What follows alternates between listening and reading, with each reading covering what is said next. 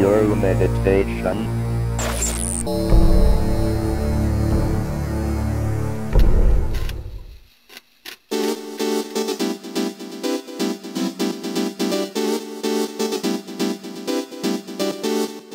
Hello fellow Amiga users, I'm Bill. I'm Anthony. And we are the Guru Meditation. Thanks so much for checking out our YouTube channel about the Commodore Amiga computer and the community that surrounds it. We make how-to videos, we do live streams, and we get out into the world and do show reports from Amiga shows and retro shows around the world.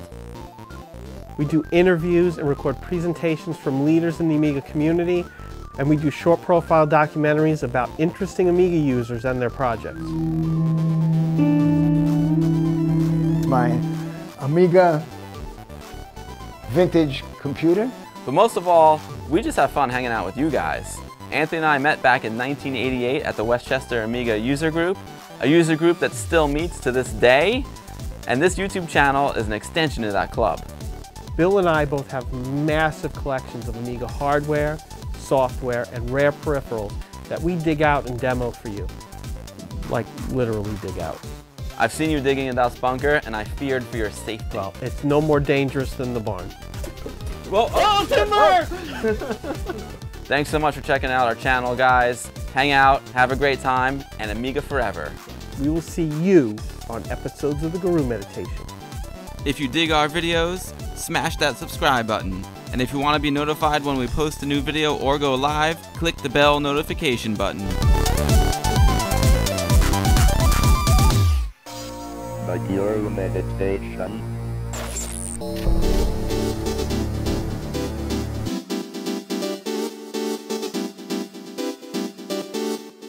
Hello fellow Amiga users, I'm Bill. I'm Anthony. And we are the Guru Meditation. Thanks so much for checking out our YouTube channel about the Commodore Amiga computer and the community that surrounds it. Well, oh, timber!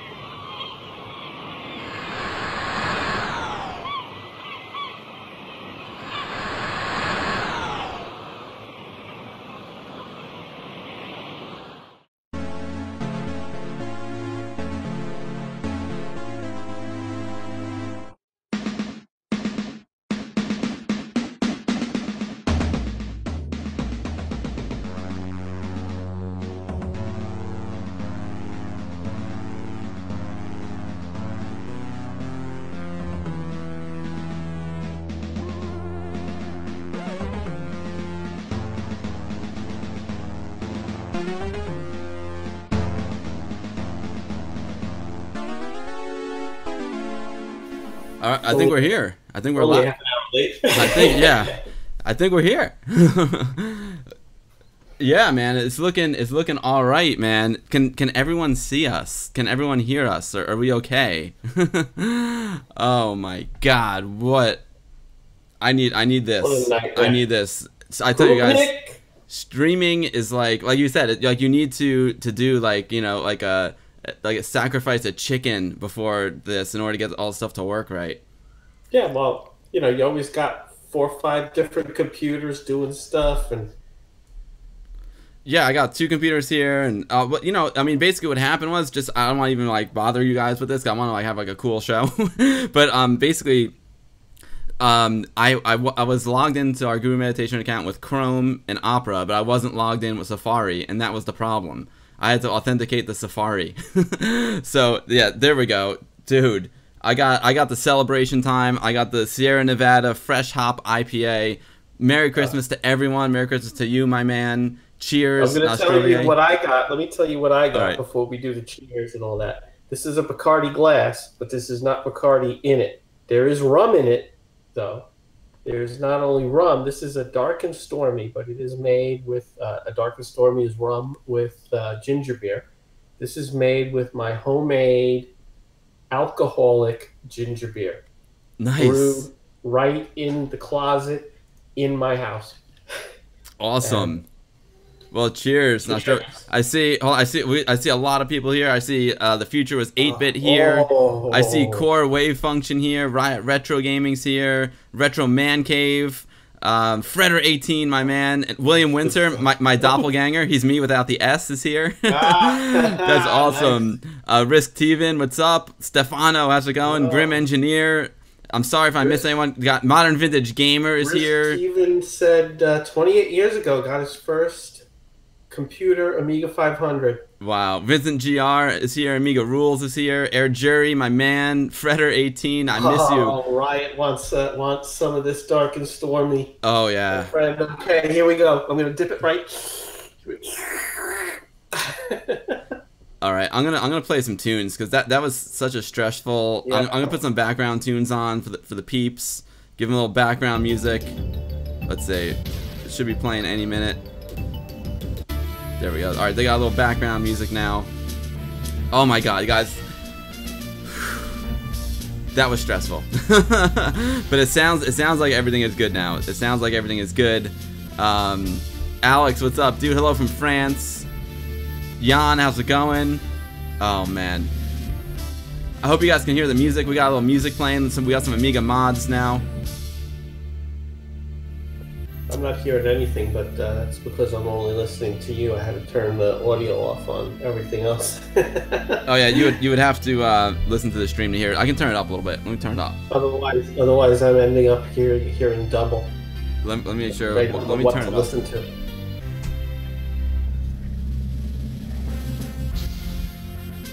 I think they got tunes. Can you guys hear the tunes? Can you guys hear the music? It's coming through. Good. All right.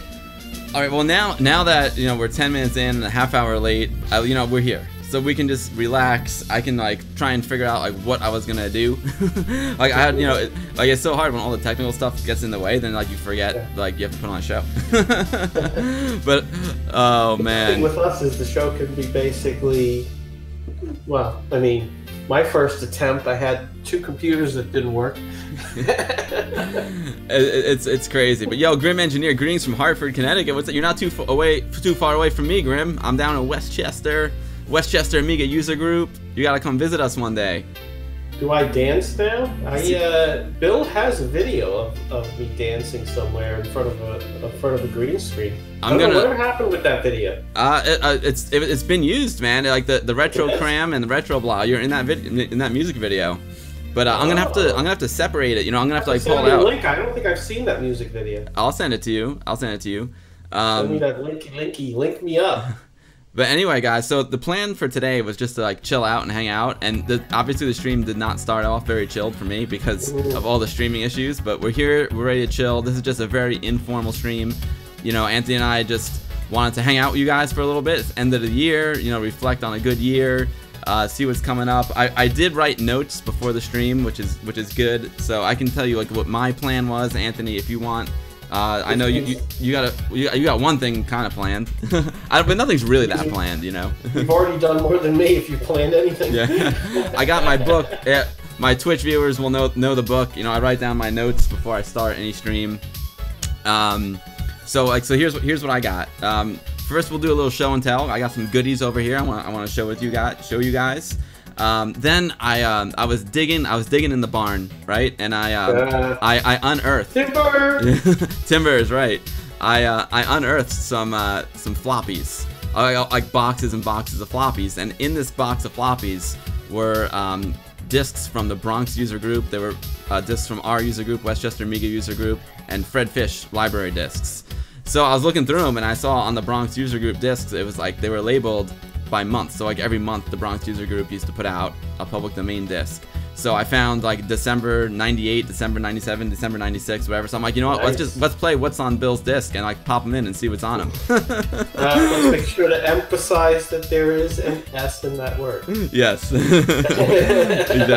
Exactly. Let's see. So that I was gonna do that. Then we got some Amiga news we can go through. What are we doing? I know you've got plans that are gonna take you out for just a short period of time. But I'm going to Magfest. We're shooting a new film, an arcade film.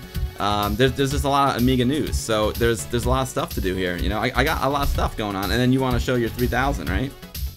Well, and just to let, I think somebody said something about they saw a new video. That video is just the dump of the Twitch stream into my YouTube channel. So if you watched me on Twitch, totally failed to install Amiga Unix on the 3000 UX, and then nearly totally failed to do anything with a 1200 that didn't see any of its RAM until I figured out the problem was in the startup sequence. You've already seen that video. I dumped it out to YouTube just to preserve it because Twitch deletes stuff after a little while. Gotcha. Oh, and I mean, I didn't. You know, my planning, even for our, our formal videos, my planning is basically show up, maybe bring some stuff. Hopefully, Bill told me what to bring. Stand there, stare, look awkward, say dumb things, and then tell you that I'll see you on the next episode of the Gorilla. Well, you're good at what you do. And then I go home and I ask Bill every day, did you finish editing yet? That's hilarious. Well, I see YouTube is, you know, these YouTube streams are killers. I see that like our bit rate is dropping on YouTube, and it's not the fault of my streaming software at all. It's YouTube, but hopefully everything will hang in there and be all right. Also, it's great when Bill looks right. It looks like he's looking at Anthony. Cool. Okay, let me. I think I need to look. Left.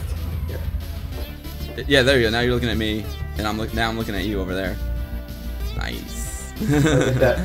that manly bromance look. Come here now.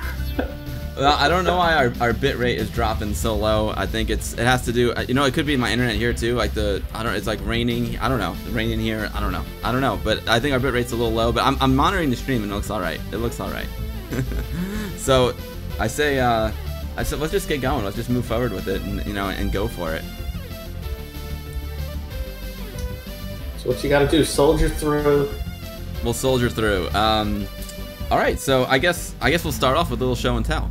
You know, I got some stuff here, and I got we got, as you can see, we've got Merry Christmas. Oh, good, we're back. We're in the Merry Christmas. Lambda, what's up, brother? Yo, Mirko, how's it going, man? Also, guys, sorry. Yeah, Miss Mad got a vampire. I haven't watched that video yet. We need a vampire too. Exactly.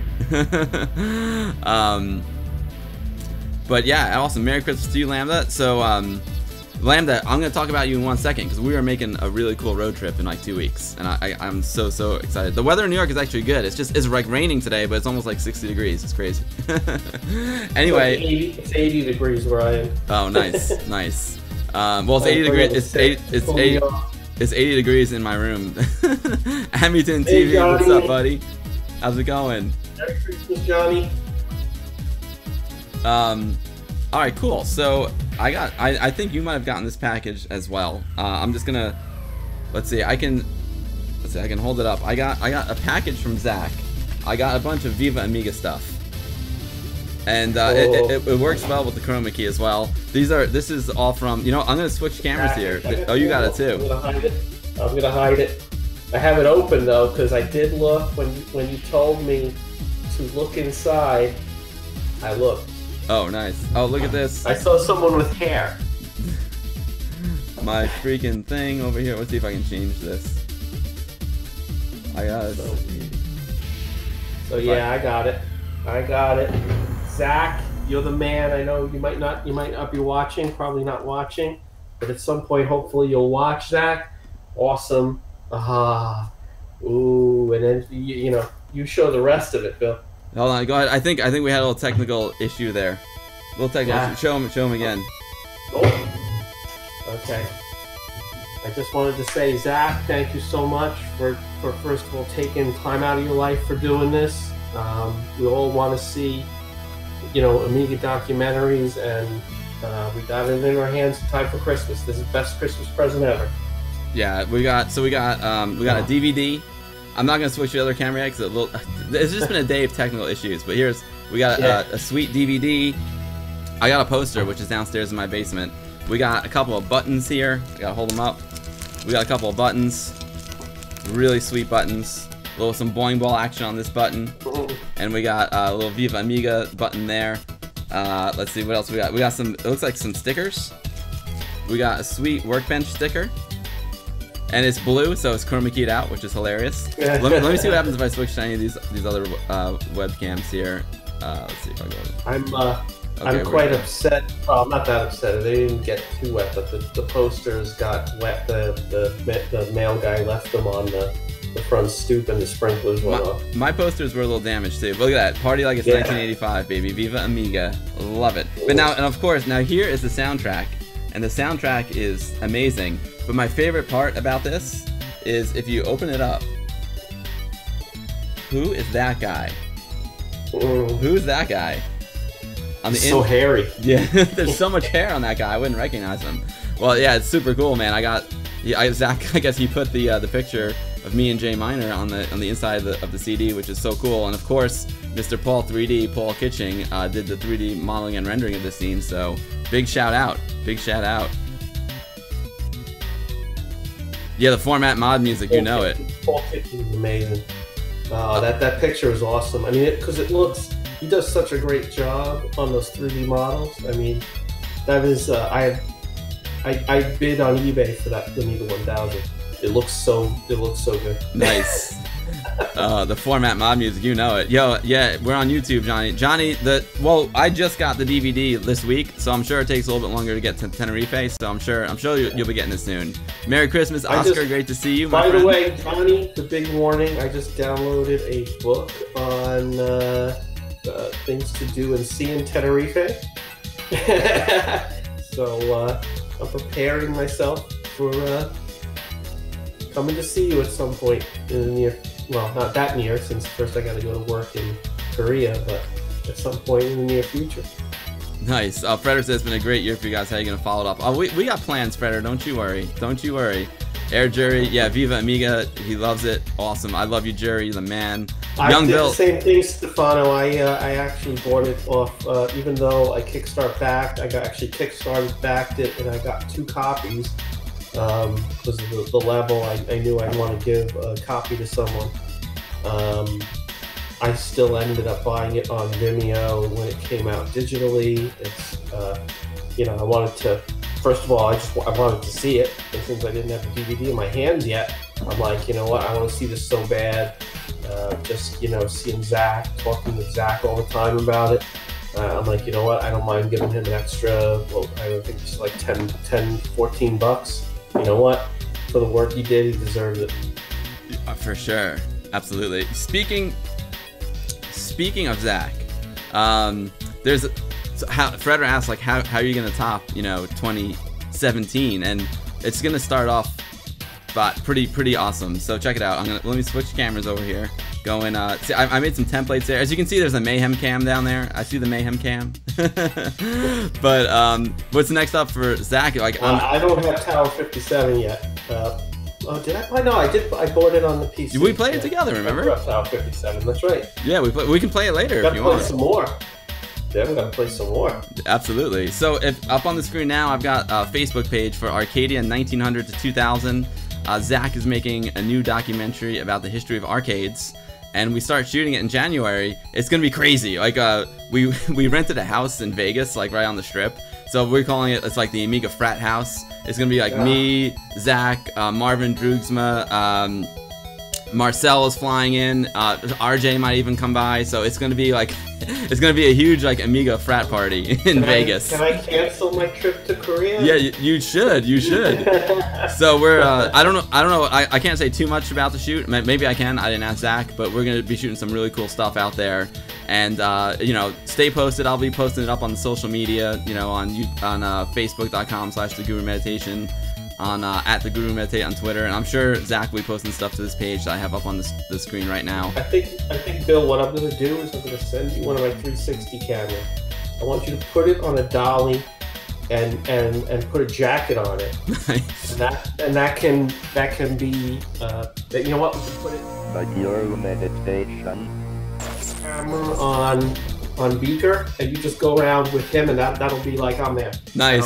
I'll just watch it. I'll just watch the stream all day. Nice. Yeah, it'll be just like you're there. It's awesome. The power of technology. Fredder, yeah, we got Tower 57. Anthony and I played it on stream. It was cool.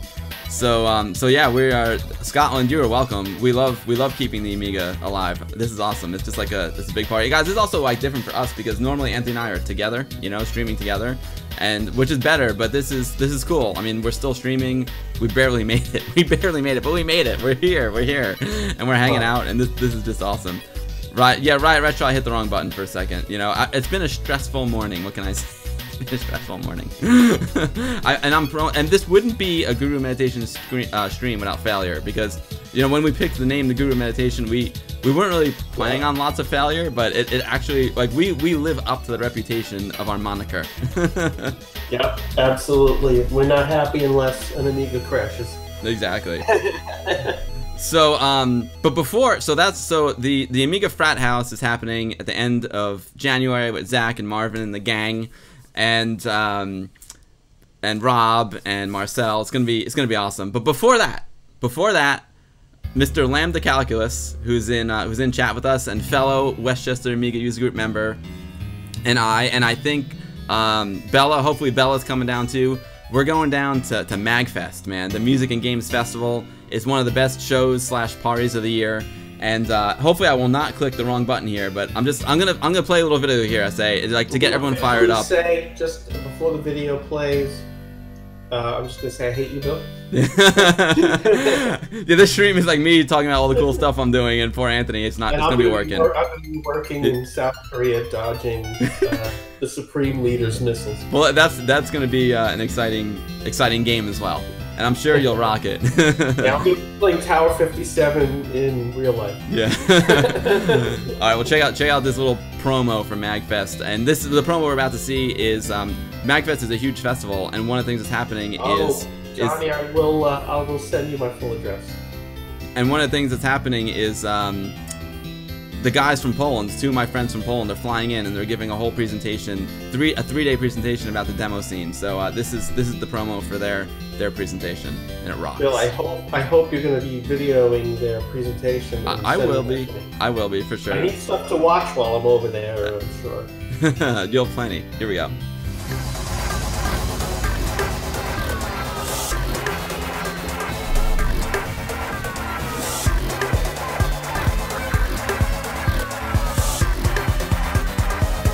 Why flip and fill?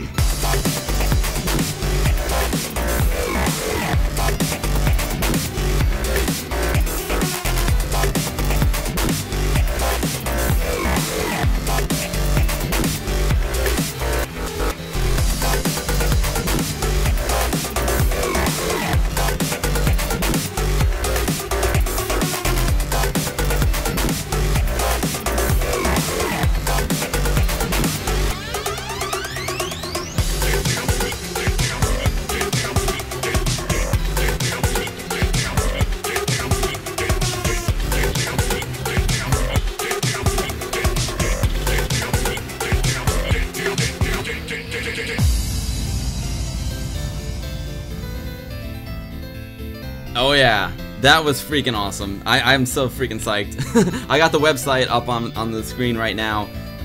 Demo scene at Magfest 2018. If you guys want the link, I'll send it over to you. But yeah, this tells you all about it.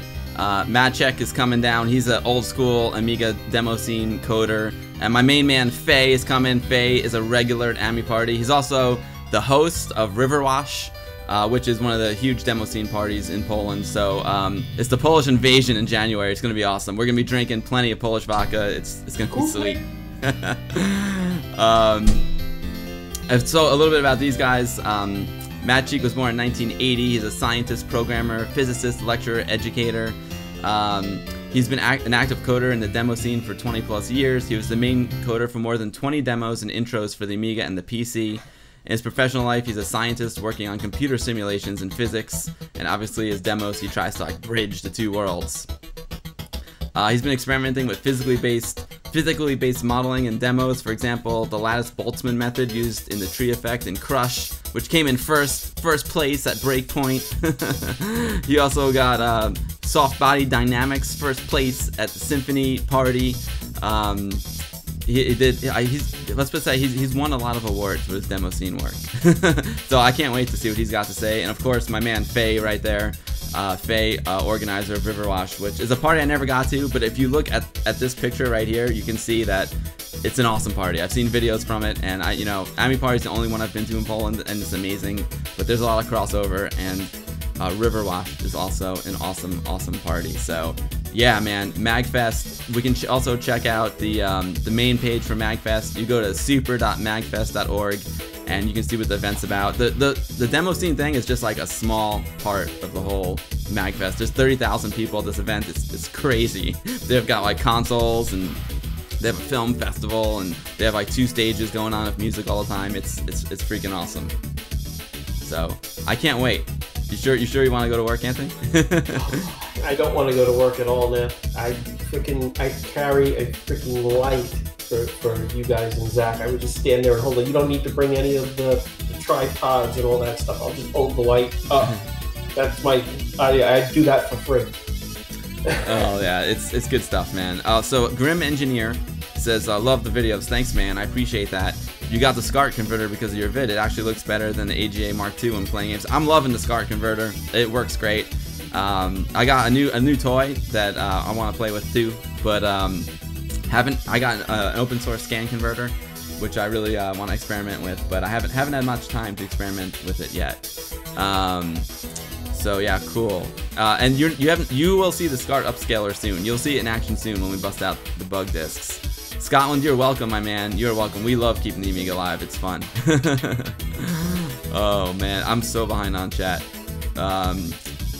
Oh nice. Grim Engineer used to run a BBS, and when you logged in, it made a guru screen in ASCII.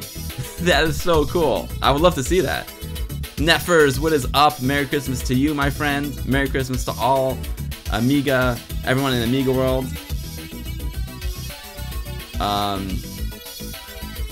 No one wants to go to work, exactly. Yeah, the open source scan converter. I haven't gotten it to work yet.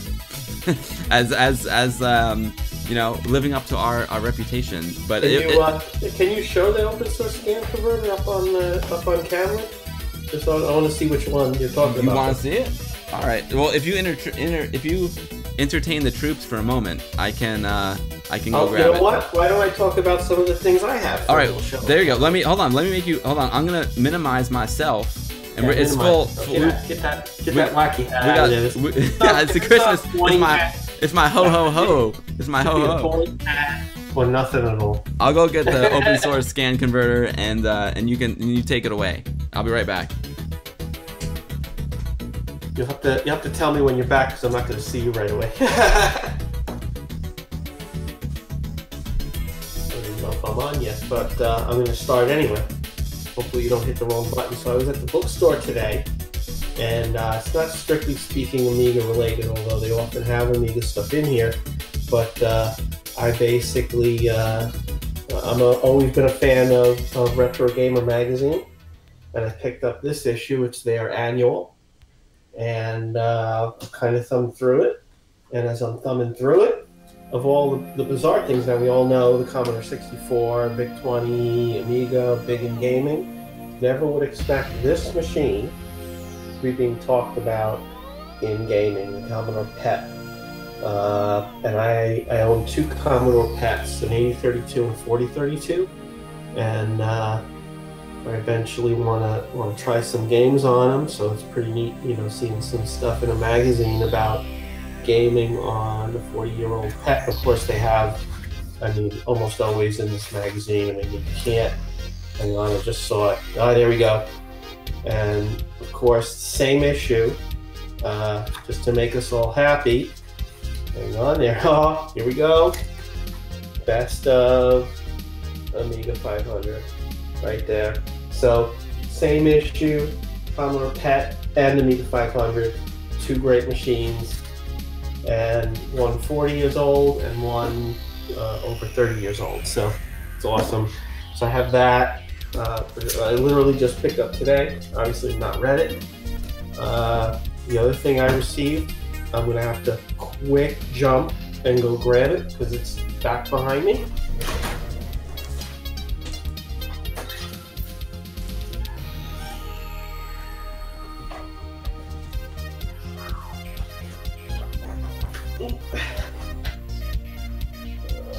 Drop something. Oh, come on. There you go. Commodore, the Amiga years, the Bagnall book, finally out. Oh, look on the back. Oh, this is nice. Look at that. Amiga 1000. I want that book so bad. I want it so bad, but mine hasn't come yet. Ooh, and that boing ball, nice and glittery right up there in the corner. Oh, comes with bookmark. Put that. And comes with one of our favorites.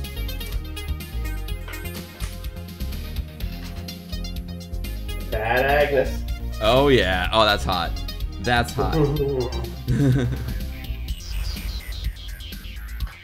Good stuff. Awesome. So, well, I can show you. I wasn't planning. Wow, there's a lot going on here. Belgianist, what's up, Belgianist? I hope you're well.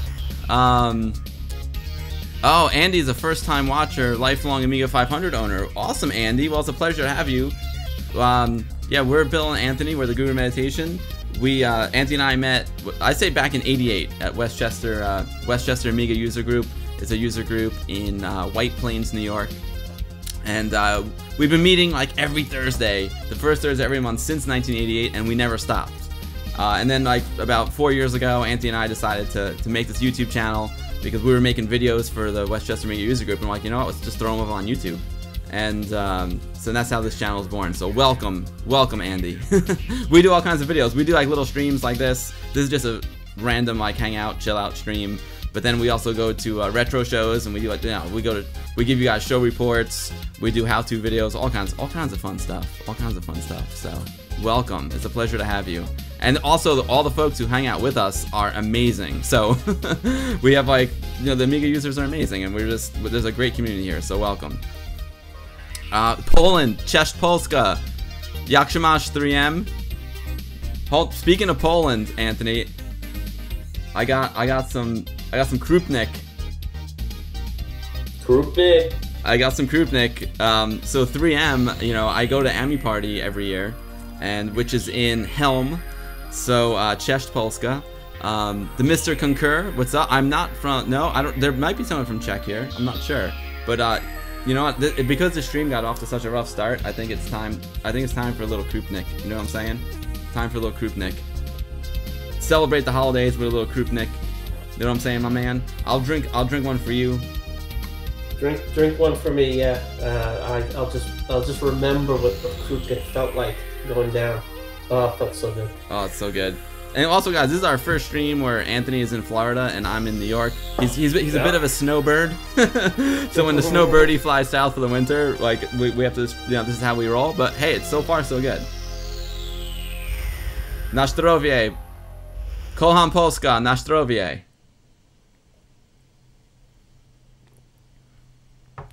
Boom. Boom. Nice. All right. Oh, that feels. Oh, yeah, it feels good. Cheers, John. Cheers. Lambda, I'll save some for you, my man. I'll bring some Krupnik down to Magfest. I promise. The Mr. Concur is only 17 years old. The youngest Amiga user. Wow. Nice. Well, Mr. Concur, He's actually younger than the oldest Amiga. Yeah. Or younger than the youngest Amiga. By a landslide. Per Anderson, what's up, dude? Great to see you. Prost, Jan. Prost. Na zdrowie, 3M, right on. Oh, so Anthony, you wanted to see the open source scan converter? That's right, because yeah. I think I brought it to the last meeting. So it's, you know, let me switch. I put a lot of time into these templates, so let me switch over here. There we go. We got the Mayhem cam is back. Amiga cam is up front and center. So I ordered it. You can order it with a few different options. Obviously, it comes with a power cable. Boom. And it's got all different attachments depending on what type of plug you have. So I got the North American plug right there. You can also order a remote control with it, which I highly recommend.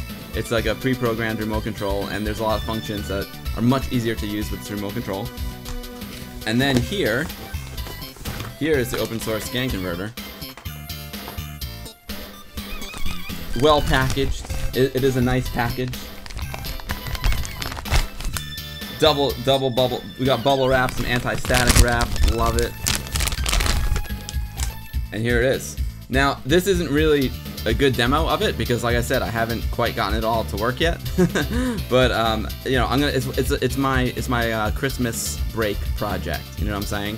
So, but it's cool. It's got an LCD readout screen there. So, and what this does is it's a scan converter. It's a upscaler, a line doubler. So, what you do is you can take your Amiga RGB out, and you have an Amiga RGB to SCART cable. You plug it in to the SCART connection here, and then this just doubles the lines, and it can like double, triple, quadruple, and 5x the lines. Interesting little box. So yeah, I'm finally seeing it. Oh, there's that much of a delay, huh? Where'd you pick that up? That's I've got to look on the website and see. Brian, you have one of those. Nice. Neffers. Oh, Neffers. Nice. Raised a can of the buoy. Nice, Neffers. Great to have you. Georgios, a hello from Athens, Greece. Right on. Just the name of the channel gives you goosebumps. You have an Amiga 500 in your parents' room. Those were the best times. Oh man, awesome. Well, we, Georgios, we are friends with the Greek Amiga Mafia, so we got street cred. Vincent GR and Alex GR are our buddies. So what's up, Greece? It's a pleasure to have you. It's a pleasure. I've seen some of the events in Greece are pretty cool. Yeah, and this readout is cool. It tells you like what kind of signal is coming into the box, what kind of signal is putting out. It's got two buttons here where you can select your input and select the resolution that you want to upscale to. So I'll do like it's got a nice little power switch here. So I'll do a proper video on it. It's also got composite input. So I think it's gonna be a fun little box. Send me a link. I'd like to check it out. Cool. Bella's here. Bella's here. Bella. What's up, my man? Bella, Westchester Amiga user group member, and he's basically part of the guru. He comes to our events, helps us set up. Bella. Oh yeah. I hope you can make it to Magfest, Bella. Helps us carry stuff from the car to the car. Helps us out, and then plays Time Gal. Dude, he's our DJ. He's the DJ. Yeah, and then throws the tunes on. My man, Bella. Hope you're awesome. Yeah, I know Modern Vintage Gamer did a great video about open source scan converter. I'll get you a link, SA. Don't you worry. Don't you worry. Oh, nice. Risktavin, Merry Christmas, Guru Meditation in Scotland, and everyone. Merry Christmas, dude. Merry Christmas, Scotland. I love. One of my best buds is from Scotland. I gotta get there one day. Right on. Lambda saying hi to Bella. Like, I love it when the WOG members come together. This is just awesome. Oh, Bella, you have to work. That sucks. Oh, Bella calling sick. I'm even going to be worse. I'm be working 2 months, not able to go to Magfest, not able to go to freaking anywhere. I'm bummed now. I need more drink. I need to play some Amiga. I need to get my energy back up and start touching. Here, I'm just going to touch my 3000. Okay. I feel better already. I gotta read my notes. Yeah, dude. And Bob, I read my notes. Oh, okay, yes, right. So I was going to experiment with some bug discs. We can. Or, you know what? Let's do some Amiga news, and then we'll get into the actual. We'll actually turn this sucker on and see what happens. You ready for some Amiga news? Cool. I'm always ready for Amiga news. All right, let me switch over here. I'm gonna put up the PC cam because there's been a lot of PC so far, and I do want to get this Amiga going soon. So we talked about Magfest. Lambda Calculus and I will be there. The guys from Poland are gonna be there. We're gonna party. We are gonna party. I might even do a live stream from Magfest. Just to give you guys a little tour, because the arcade there is amazing, and their retro console setup is amazing, and they have a huge room just of like retro computing as well. Last year they had a cool Amiga setup, so I might have to give you guys a little tour. So Magfest, we went over Arcadia, the new film that Zach Weddington, director of Viva Amiga, is doing. I'm helping him with. We got the Amiga Frat House in Vegas coming up at the end of January. If anyone's in Vegas and you want to party with us at the end of January, give us a message here, and we'll be there. It's gonna be a crazy time. And I think Bill certainly knows, being in the business, there's no production Production's not done till you party and have some fun. Exactly. It's all about the rap party. Oh, so I put up here. I threw down a little bookmark here for our man Johnny, Johnny from Amyton TV. I am very anxious because this is Christmas. Today is Christmas Eve, and on Christmas Day, December 25th, his game, The Dream of Rowan, drops, and I'm just so happy for Johnny. I know he and his team have worked really hard on this game. All the physical copies of the game are sold out. And yeah, I just want to give Johnny like a huge shout out. Johnny, thanks for everything you do for the Amiga community. Thanks for all your streams every Saturday night and basically like every other day of the week. But congrats on Rowan. It's freaking awesome. And if you guys want more information about it, go to facebook.com/dreamofrowan. I know Rowan's also got a website. But yeah, there's my man Johnny. There he is. I see you, Johnny, holding the Johnny's disc. in there. How else? In there. He's like a stealth bomber. He Yes. just slides in, and he's just always there. If there's Amiga streaming somewhere on the net, Johnny's there. Yeah, exactly. He's the Amiga stream machine. We love you, Johnny. and you guys might have seen me play Rowan over on my Twitch channel. If you go to Twitch, I'm Amiga Bill on Twitch, and I played the demo version of Rowan. We've played it at Westchester Amiga User Group. It's going to be a great game. I can't wait. Chris, I can't wait for Christmas. I hope I get a digital version on Christmas. Johnny, if you're listening, I need a digital version on Christmas. Johnny. Is he in chat? See if he's in chat. If I look at the chat, everyone can see the chat. chat. On the screen, I see him holding his game. I love it. Oh yeah, Modern Vintage Gamers will be playing Rowan. Yo, Pixel Nation! Merry Christmas, Wesołych Świąt. My man Pixel Nation. Hey, dude. Pixel Nation, he made Max Knight, a really fun game, but Pixel Nation is just more people need to know about Pixel Nation. Like he does the most creative Amiga videos I've ever seen. Like, just go to, like, as soon as the stream's over, just go to youtube.com Pixel Nation, and you gotta watch his stuff. He's the man. Pixel Nation is the man. Like, he did Lumberjack in real life, Lotus. He recreated the opening of Another World. I mean, he's an absolute legend. Pixel, na zdrowie, wesołych świąt. I still have a little Krupnik left over. I know Krupnik is it's a bit of a sweet liqueur, but you know, it goes down easy and it spreads the fire. And as long as it spreads the fire, that's what matters. Awesome. So maybe we can play a little bit. Whoa! What is this news from Johnny? Wait, there's all who pre-order Rohan, physically or digitally, will play in the next 24 to 48 hours. Oh my God! You heard it here. Amazing, Johnny. Johnny, you rock, baby. You rock. That is awesome, Johnny. Great news. I can't wait. I can't wait to play it. Johnny, wish you all success in the world on what you're doing. Brand new game, right at the end, right at the cusp, end of 2017, cusp of 2018. Yeah, I can't wait to play some Rohan. I love it. Right on, Pixel Nation. Of course, I keep saying Rohan, which is, of course, you know, Middle Earth, Lord of the Rings is Rowan, but I can't get it out of my head now. Rohan. Well, speaking. Well, let me switch over back here to PC. It's hard to like be on camera and do all this behind the scenes stuff. But speaking of new games, there's another great new game that you can pre-order. It's called Alar City, and our main man, Iraq, is behind this game. And he, I have to plug myself. There was the Amiga Weekend High Score competition, and I came in first place. I scored a trophy. I got myself a trophy. I got this awesome red joystick from Chris Osborne. Thank you very much, Chris.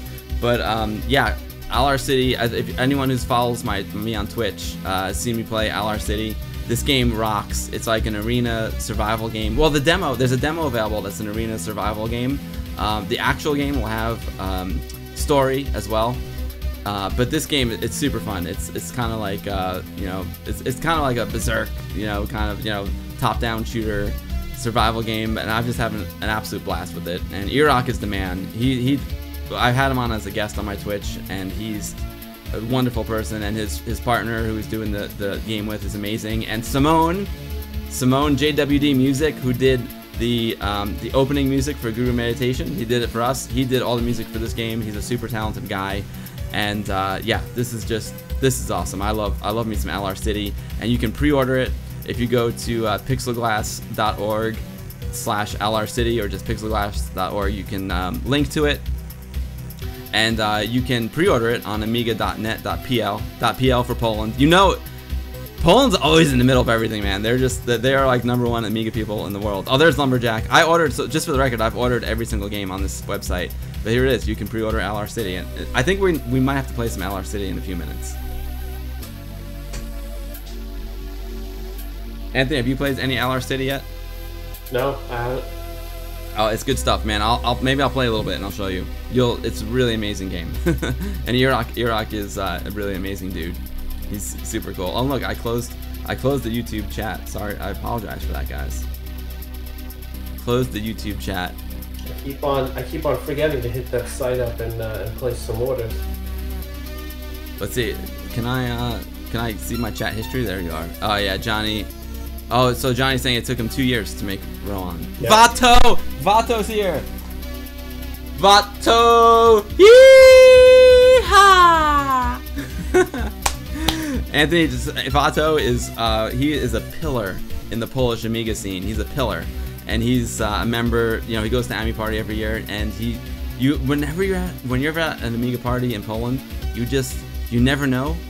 Every now and then you hear the yeehaw, and you know it's Vato. You know it's Vato just getting headshots all day long. Oh man, so yeah, Vato's here with us. What's up, buddy? I hope you're awesome.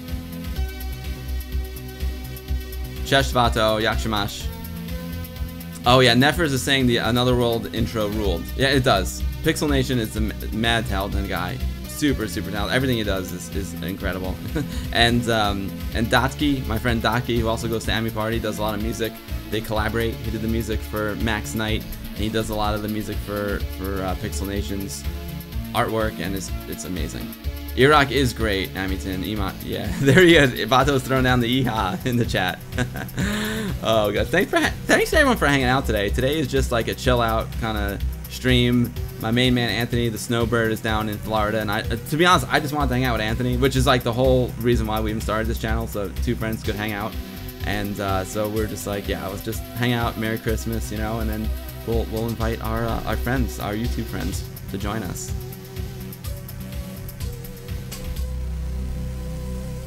I better check the book. Like, what else do I have planned here, Anthony?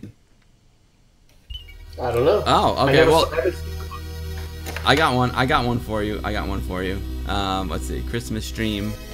Well, so let's switch over here. We you know, so our friends ironically our friends over at the Friend Unifying Platform, and we're using Friend right now for this chat. There's our video, like Anthony and I are connected with the Friend chat. It's if you want to know more about Friend chat, you can go check out this video. They did a feature. They did a feature on my wife. It's amazing. So David Pleasance, Dan Wood, Adam, all the guys are behind this. So it's pretty rad. They did a case study of Alexander's, my wife's, streams, because she's got a new cookbook that just came out on the 21st. And it's the cookbook. The idea behind the cookbook is that she had 50 of her friends give recipes, and they're friends from all over the world. She's got like North America, South America, Europe, all over the place, China. She's got friends from everywhere, and they all gave their recipe, and then she would, like, you know, give the Alenko's kitchen twist on it. So she veganized the recipes, and our friends over at Friend did a video about her live streams, because she's interviewing everyone that submitted a recipe. So yeah, good stuff, man. It's made by Amiga guys. All the Norwegian guys who started Friend, they're all Amiga guys. And if you look at the Friend operating system, it has a very Amiga feel to it. So yeah, it's super cool to collaborate with Dan and David Pleasance and Adam Spring to make this video. So you gotta check that out, I say. Mic check 1 2. Can you hear me? I can hear you. Oh, okay, cool. Right on.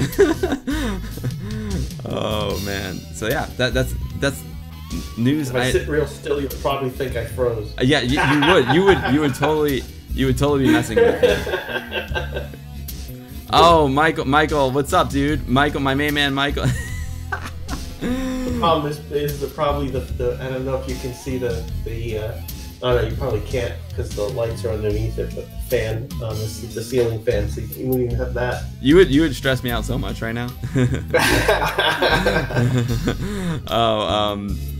Yeah, also Michael is saying that he was waiting over on Twitch, but no, Michael, we're here today. We're on YouTube today. Oh, so while we're at, Cora says my wife is hot. She is. She's a hottie. Hey, and like after the stream, I'm gonna go stream with her, so you're welcome to join that. It'll be on Facebook.com/Olenko's Kitchen. So I got 2 streams today, Anthony. I got 2 I gotta do. it's a long day of streaming with me, and in between I have to go buy some Christmas presents. I don't know. I don't think there's even anything to install for FriendUp. You hit it with a browser and boom. You need Chrome. That's all. Like, well, it does work on other browsers, but the only one that it is like guaranteed to work with is Chrome. So all you need is Chrome, and you're good to go. It's pretty amazing. Yeah, I mean, you just go there. You always have the latest version because there's nothing to install. It's just there. And it's so easy. Like for example, when I wanted to connect with you, despite all the technical issues we had this morning, none of it has to do with friends. I literally just copy and pasted the URL, you clicked on it, and boom, like we're chatting. And look at the quality. The quality is awesome. It's super cool. Yeah, it's too bad we're wasting it on this ugly. Yeah, right. Well, speaking of Michael, who's in the chat right now, he sent me this cool article. Michael is in charge of Distrita and Amitopia websites, and so he sent me this cool thing. He was inspired. Michael was inspired by us. He was inspired by the awesome interview that you conducted with Glenn Keller, designer of the Paula chip. So just give me a second here. Let me pull up Michael's article. Now this is something, if we have time later, which we probably won't, maybe I'll try it. But who knows? Maybe we'll try it. We'll see. But let's see. Let's pull him up here. Where is he? Where's Michael? Oh, that's Dream We're on. There we go. Amitopia TV. Let's pull it up on the screen here. There we go. Over on if you go to Amitopia.com, Michael wrote this really cool article where he did a bit of research, and he was saying that Paula was capable of playing back 14-bit audio in 1985. You know, who knew? Who knew? The guys over. Actually, if I'm not mistaken, there were some. I remember back in the day, there were some sort of music players on Aminet, that purported, basically able to play, higher bitrate playback than it was supposed to do. I only vaguely remember those because let's face it, back in the day, you used to hit Aminet every day. Every day, all day, every day. Utilities, everything, and there's always like things that just I remember like even programs like Clarissa, which basically use tricks of the way the Amiga worked and the way the chipsets work to smooth out your animations, basically by kind of using the interlace to fiddle with the frames so that it would basically be playing the next frame on the next bunch of lines instead of full frames every 2 lines. It was doing some wacky stuff with interlace and the wacky stuff with Paula to make it play better. Yeah, play 16. Yeah, I think that was it. Yep, that's it. And I downloaded it, so we could give it a go. We could give it a go and try it later if we have time. Especially on the 1200, all you need to do is change your screen settings in Workbench to a specific setting. Then you can go up to play 16. You can play back WAV files. If you have an 030, if you have an 060, you can play back MP3 files. But with an 030, you're limited to WAV files. But that's no biggie. No biggie, because I guess the MP3 requires more processing power because it's a compressed format. Yeah. Oh, yeah. But that's cool. And then of course Michael linked to our video, the interview with Glenn Keller, designer of the Amiga Paula chip. So thanks for that, Mike. It was amazing meeting that guy. And if you think about it, the Paula chip really, even though it got a new name in the AGA chipset, it really was relatively unchanged through the entire lifespan of the Amiga, from the 1000 right up to the 4000. Audio and all that really didn't change at all.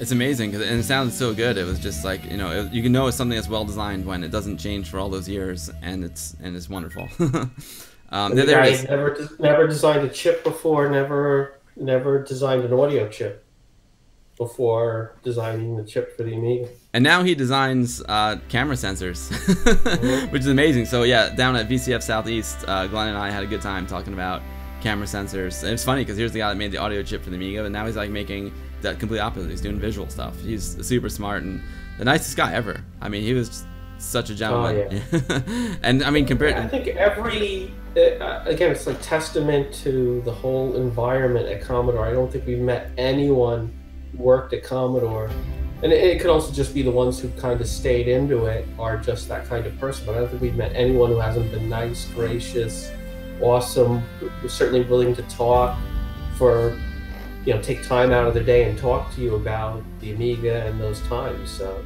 yeah, we've been lucky. Everyone who we've met has been awesome. I mean, everyone from like all the engineers, the designers, and to like all the fellow Amiga fans. It's just like the best community ever. What can I say? You guys rock. That's why we do this, because we love hanging out with all of you guys and gals. Yeah, just be careful around Bill Hurd. You don't know who's gonna drop in the room on you. Yeah, Bill Hurd punked Anthony pretty good, as we all know. Oh man, awesome. I'm enjoying this switching back and forth between cameras here. This could work. This is the first run. With you in Florida and me in New York. I think this is gonna work if once we get our act together and like we actually have a plan for the video. We haven't gotten our act together on the videos yet. We can ever get our act together on this? I don't think so. Speaking much while we're doing it. Yeah, we have too much fun. So yeah, right on, Michael. Thank you for the article. Yo, Amiga Factory, retro Christmas to everyone. How's it going, my man? Hey, Amiga Factory. Oh, Neffers, any chance you could drop the links to this stuff in the description post? Yes, Neffers, no problem. I'll throw down all these links for you. No problem. Yeah, throw them hard. Dadler, what's up, brother? Great to see you. This is the best community ever. Right on. Yes. Yeah, and there's a link. Michael put a link to the play app on his site as well. Has the latest video on his channel. Oh no way, Pixel. No, we might have to play that.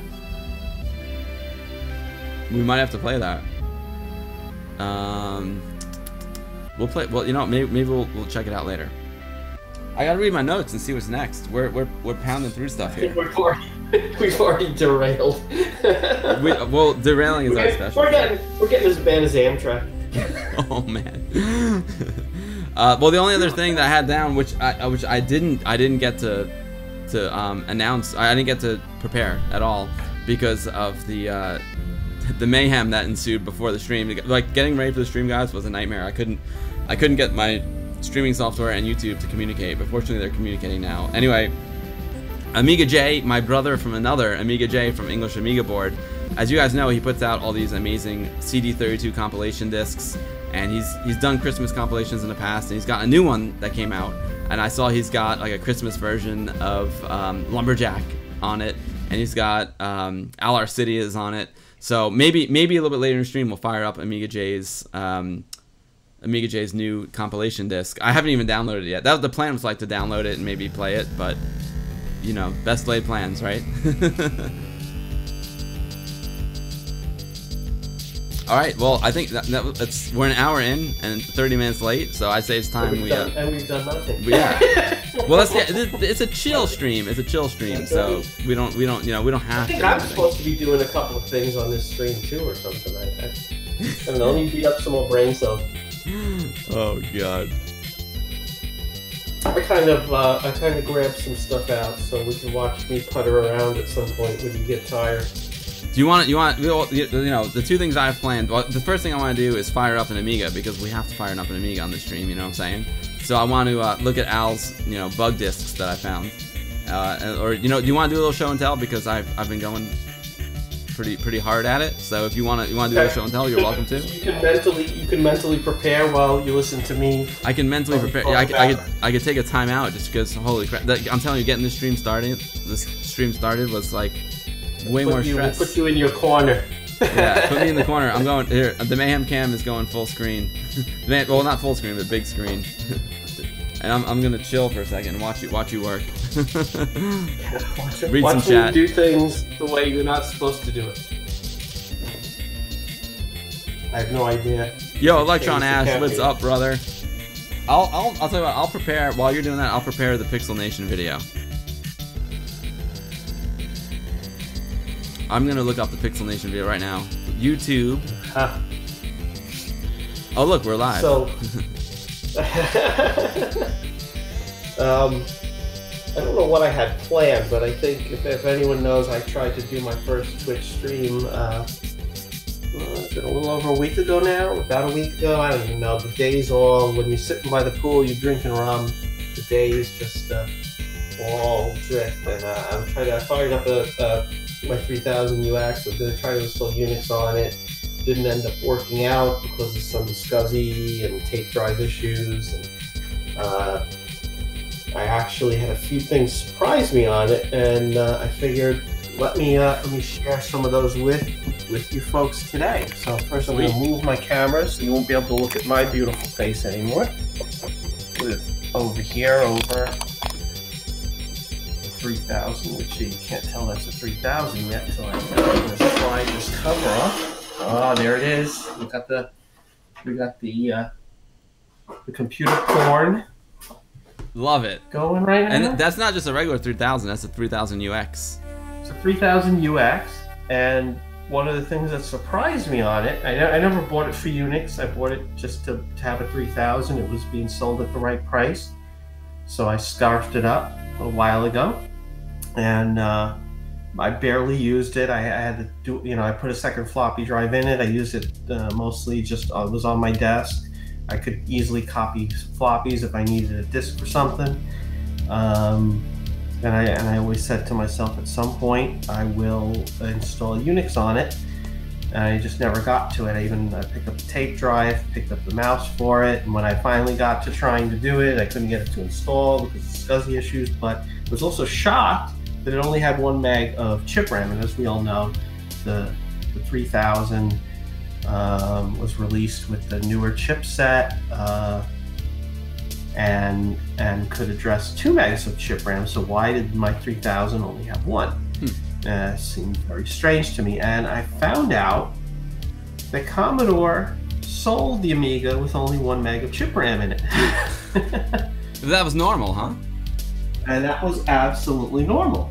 And basically, if we're inside the machine here, and bring the camera down a little, like a big eye, with a big eyeball.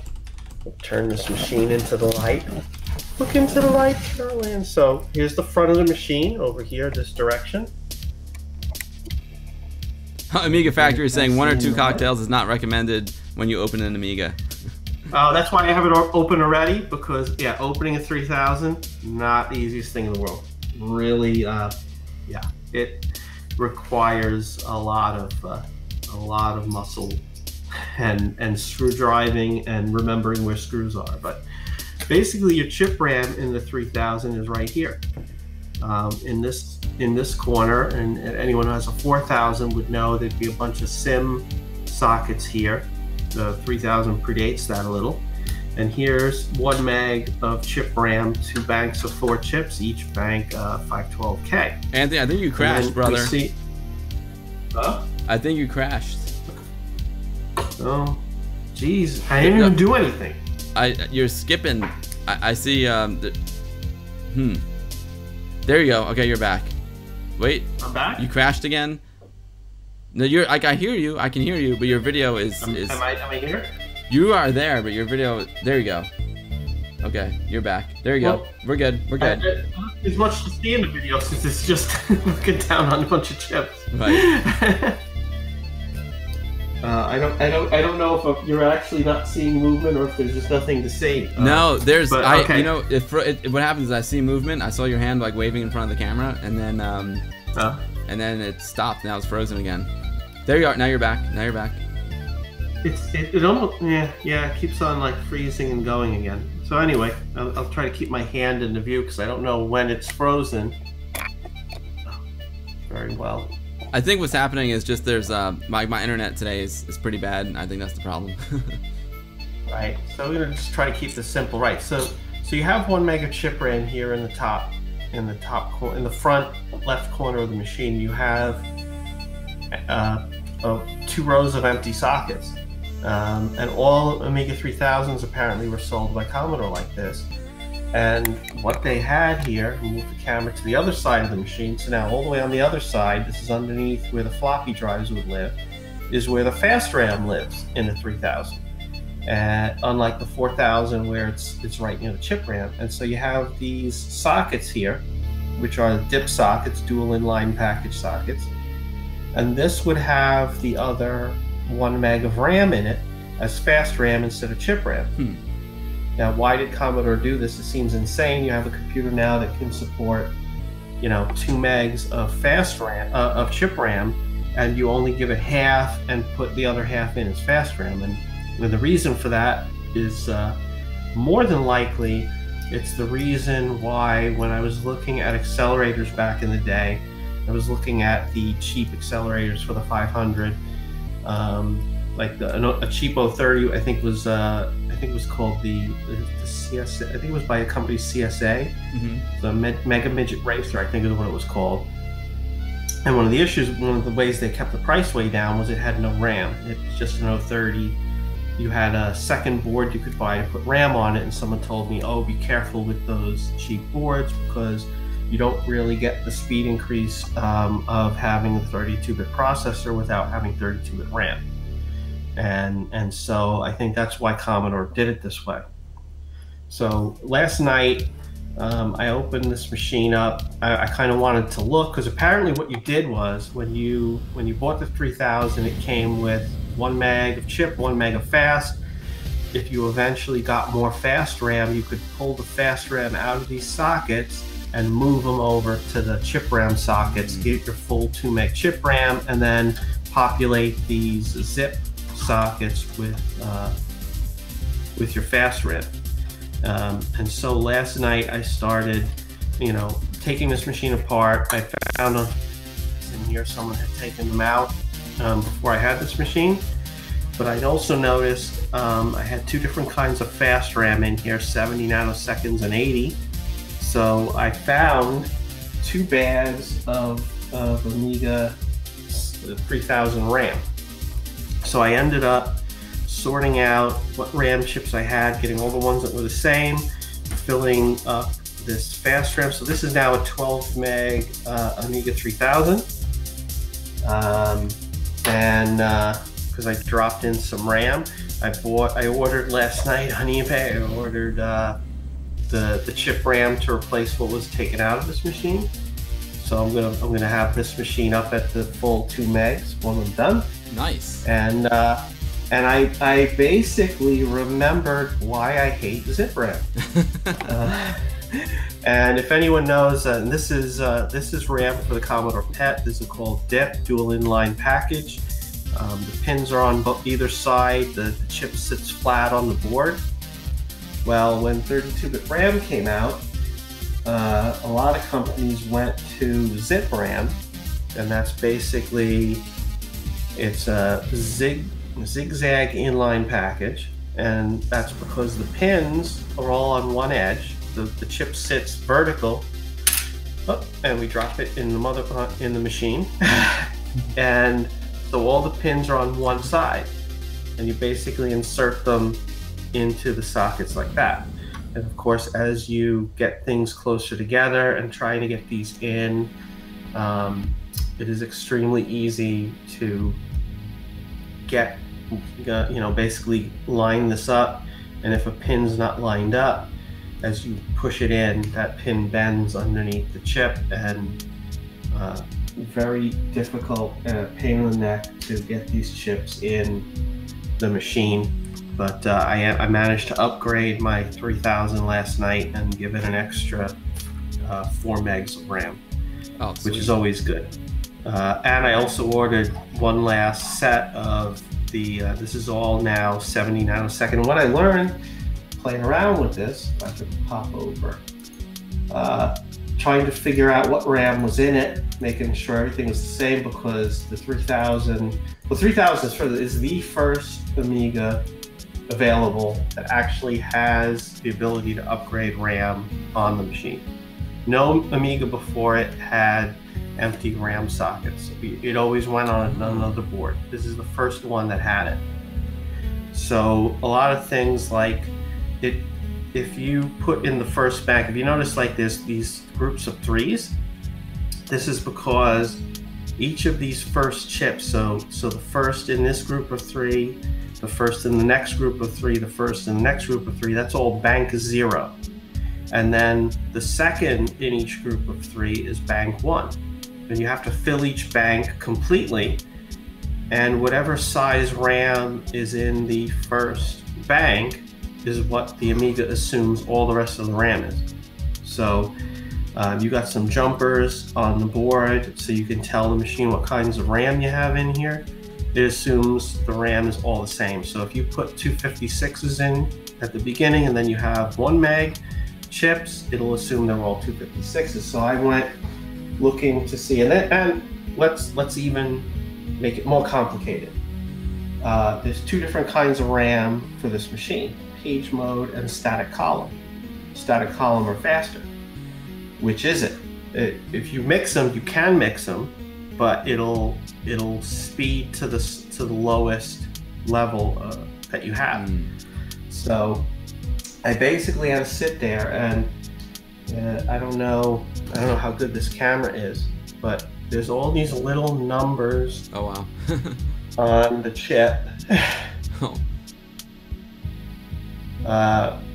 That I basically had to take pictures of these chips, because my eyesight's not that great, and try to figure out what these things are. So my bank 0 had in it the 80 millisecond RAM, and bank 1 had 70 millisecond RAM. So basically the whole machine was slowing itself down to assuming slower RAM speed.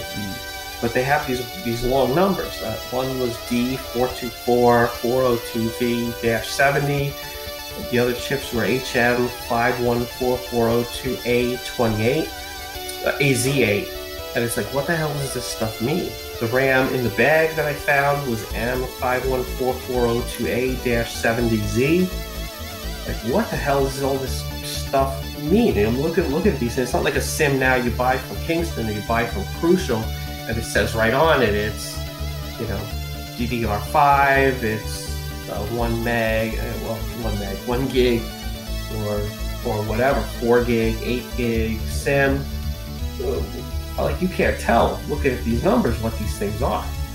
And the hilarious part is these 3 different numbers are actually the same type of RAM. So I actually found, and the beauty of it is, of course, again, the Amiga makes it possible, because the Amiga Wiki has a whole thing on Amiga 3000 RAM, and basically lists a whole bunch of model numbers, manufacturers, the size, the speed, and what type of RAM they are. So I did some searches on these numbers, of course, figuring that anything that ends in an 8 is probably 80 millisecond, and anything that ends in a 7 or a 70 probably a 70. I found this page that explains any number that ends in a 0 or a 6 is a page mode RAM, and anything ending in a 2 or an 8 is static column. So I'm like, all right, that helps me. And then in the middle is stuff for the size. It turns out all these were the same size, and it's just crazy trying to remember and figure out from these weird numbers what these things are. Things are so much simpler today. Yeah, I gotta say, that's even though the actual contacts are weak, I kind of like how they stack. You know, they went with a vertical orientation. Yeah.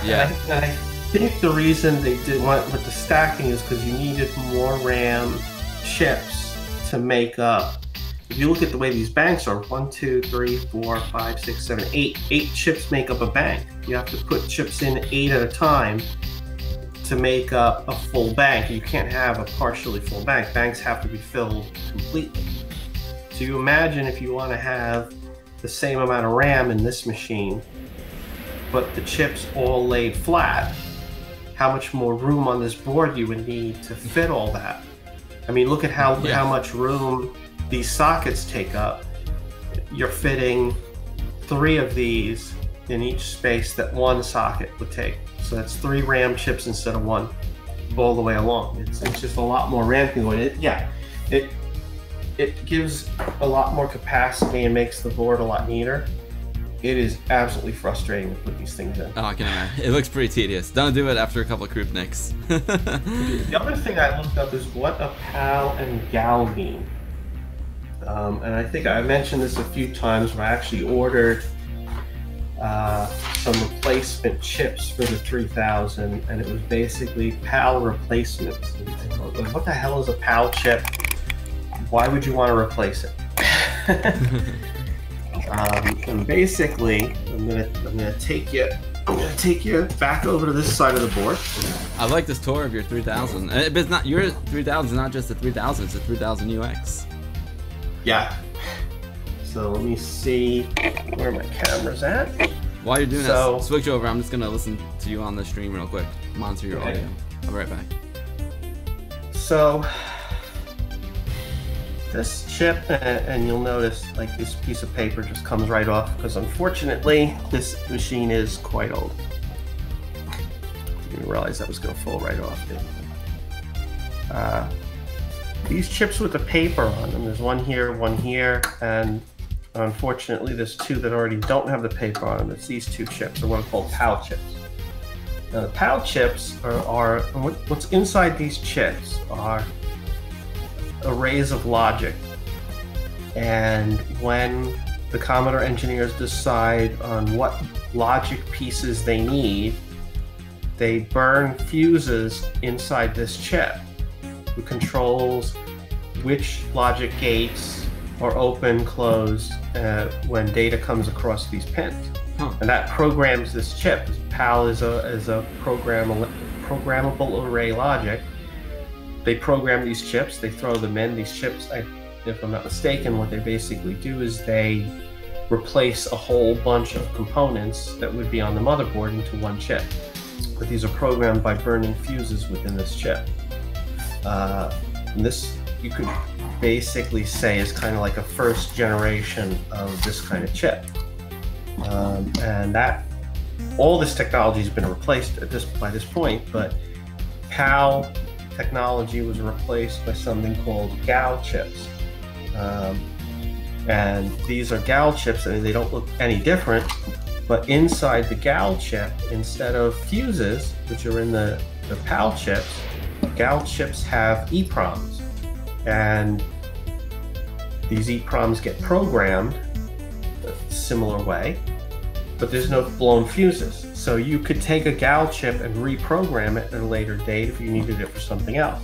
That sounds awesome, but the technology in GAL chips is still really old. They can only be programmed about 100 times. And then that would be it. And you couldn't program them again. And I bought these basically because PAL chips run quite warm, and the GAL chips, being a newer technology, don't. So this guy, this is Aaron Morris. I bought these back in 2014. He wrote up this instructions. I don't know if he's the guy who actually made these chips. He probably is. And this is a set of 4 to replace the PALs in a 3000 with GALs, and probably, hopefully, unless you screw the machine up, make the machine last a little longer. So I could go ahead and replace these chips right now and show you guys how to do something like that if you want. Sure, why not, man? Everyone's pretty psyched, you know. Michael's asking, is the PAL type of RAM faster or slower than a normal sim that the A4000 uses? No, these aren't RAM. You mean, sorry, you mean the Michael says. All right, go ahead. Yeah, Michael thinks it's RAM. But no, these are not RAM. These are what, like I said, this is called PAL is programmable array logic, I believe is what the nomenclature stands for.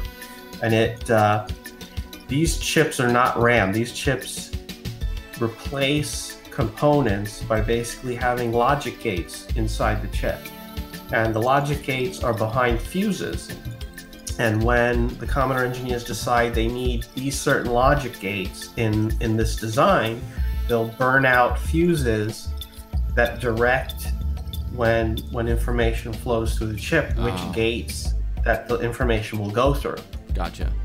And that's how they program this chip. They program it by burning fuses inside the chip. And that is how it's programmed. Once it's programmed, that's basically it. It's programmed. It will not change. That's like sort of, you could say, kind of permanent. And the GAL chips, which I think is called gate array logic, maybe. Kind of makes sense to me. It probably means it's wrong. But apparently reading up on this online, this is the newer technology, which it's in itself old and outdated. They're programmable about 100 times, but we're never going to have to reprogram these. The reason why someone decided to program GALs to act the same way as these 4 PAL chips was simply to use newer technology that'll last longer and doesn't produce as much heat. That makes sense. Yeah, Michael actually knew that. I was reading this, there was a delay on the chat. There was a little lag, a little chat lag. So we know you know what's up. Was he asking about the RAM RAM speed? Right. Okay. Sorry, Michael. I'm I'd have to look at the sims in a 4000 to figure that out, which is faster. And you could easily look it up. I mean, an Amiga 3000 can use 80 nanosecond or faster zip chips for fast RAM. And we could probably look up. Let's look up Amiga 4000 RAM speed. I would venture a guess that it's faster, simply because the 4000, first of all, could start off with an 040 chip. They're both 32-bit RAM, so it, basically, that as far as, how much RAM the machine could access at a given time is all the same. I'm just trying to look at if I can find anything on the Amiga 4000's RAM speed, like the speed of sims that you could put in it. And so far, not finding anything. Chip RAM speed is in chip RAM speed test results, but that's chip RAM. Nefers is saying that one circuit, a guy named Adam, has just FPGA'd a pole position in its entirety. A cool project so far. Yeah, that's awesome. They're talking about guys who are like, bringing arcade machines back to life, which is very appropriate for the next project we're working on with Zach. Yeah, I'm not. I'm not easily finding information on the speed of RAM in a 4000. But anyway, so I'm going to get back to trying to pull these out. So we got C202, C203. That's 2 PAL chips, even though one lost its sticker. You have U701, which is over here. A C is the capacitor that's sitting on top of it. So the C202 is a capacitor sitting here above this chip U202, which is the PAL chip, and here's the capacitor C203 sitting above U203, which is this PAL chip. We have 701 and we have 714. So here's our 4 PAL. These would all have white stickers on them when these came from Commodore, and that's basically what Commodore's done. Is they've taken this PAL chip, they've programmed it, they put this paper sticker on it. These were programmed copyright 1989 by CBM. And so let's pop out C202. This is, most people would use a chip puller. You got those screwdriver. And I will tell you, if you do want to use a screwdriver, I've seen a lot of people do this. I've seen the results of a lot of people doing this, is a whole bunch of scratches. So you have to realize there is plastic on either end of the chip. In the socket, there's plastic. You can see it on these sockets, but if you notice, the plastic only goes so far in. So if you stick the screwdriver in and wedge up, at some point you're going to be past the plastic and wedge up and hit the board underneath.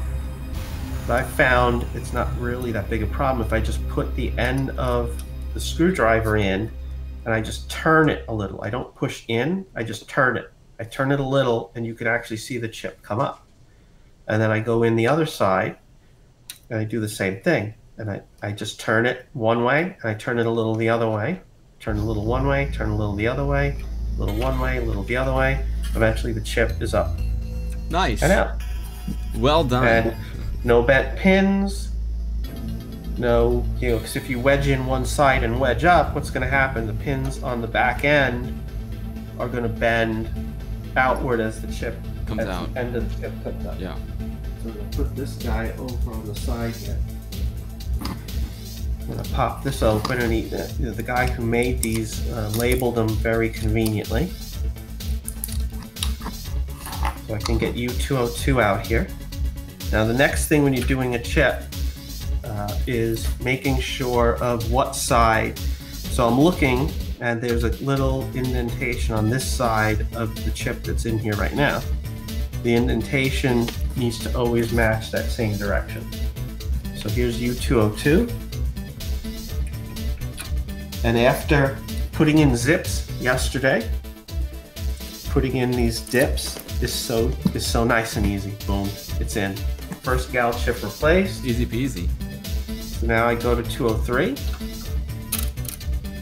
Now, of course, I would want to keep, if you look at the numbers printed on these PAL chips by the manufacturer, these are probably all the exact same chip. But they're all programmed different.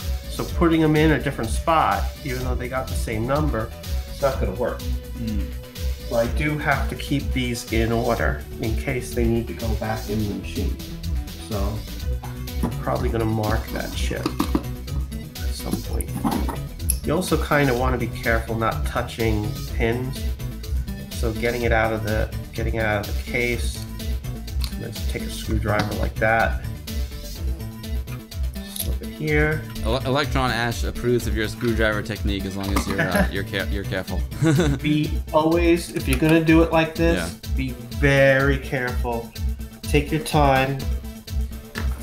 Like I said, I see a lot where I go pull a chip out of a machine and I can see the scratches underneath, especially where you're gonna see that a lot on the 3000 is gonna be usually on these right here. And there's your Kickstart ROMs. These are probably the only chips that a person would go and replace themselves when they upgrade their 3000 to 2.1 or 3 or 3.1. And they're going to grab their screwdriver, shove it in there, and yank that chip off. And that's where you're going to see scratches, especially on the big sockets, because there's very little plastic on those two ends and a big empty space. So. Yo, what's up, Mike Danik? How's it going, buddy? Mike says sometimes the chip filler works worse than a screwdriver if the chip's tight. Yeah. Always, I find I always want to use two screwdrivers and just do a little, do a little, do a little, do a little. Never go too far on one side. And once you get it up enough, you can get your fingers in there. This guy's not quite up enough yet. Easing it up a little on this side. As long as you keep the chip mostly straight, you don't get bent pins. But, the problem ends up starting to be where you don't have much room. Where'd you get the new chips, Anthony? I found these on eBay once. I was just searching Amiga 3000. And, there was the information on these gallons. I never even realized there was a problem. It just said that, these are better, less heat. It's like, all right, well, let me give them a shot. They weren't expensive. A little upgrade. They're not going to change the function of the machine at all, because these should function exactly the same as the PALs. All these are little, like I said, these are programmed into these on what logic gates to use. Let's get 701 out. The other nice thing about these is they actually have labels sticking to them, unlike the two that are missing. We're good, this Mike. paper, just chilling, like we're we're having a Merry Christmas to all. We appreciate everyone tuning in today. The stream got off to a rough start because of some technical streaming issues, but we're good now. We're in the groove. We're grooving. Watching Anthony take screwdrivers to a 3000. It's not quite the same as Anthony taking, screwdrivers to a Commodore 65. Yeah, but that wasn't live streamed, thankfully. But you rocked it, man. You rocked it. You did open heart surgery on that Commodore 65. Like, would have been awesome to live stream that. That would have been awesome. Had people having heart attacks. Probably have people getting in their cars to head to Jersey to go rescue it. They saw what you have to do to try to get the case open. They said, this guy's going to be hard because it's so close to the side of the case. You have to be a little... You're like a dentist over there, man. Can you my dental. Will my dental insurance cover a visit to you? Gotta always remember these machines are old. They're not gonna take a lot of punishment. Yeah. And finding your local Amiga dealer to fix it, since Bob closed up shop, not gonna be so easy. So I don't want this chip to go too far, to lean too far one direction. I'm gonna bend these pins. And I managed to get it out. No bent pins. Nice. The hands of a surgeon. The hands of an Amiga surgeon. Mike, Anthony doesn't have... That's not just a regular 3000. That's a 3000 UX. Core. So yeah, I'm usually like better with the chat, but today I was so stressed out trying to get this damn stream to work.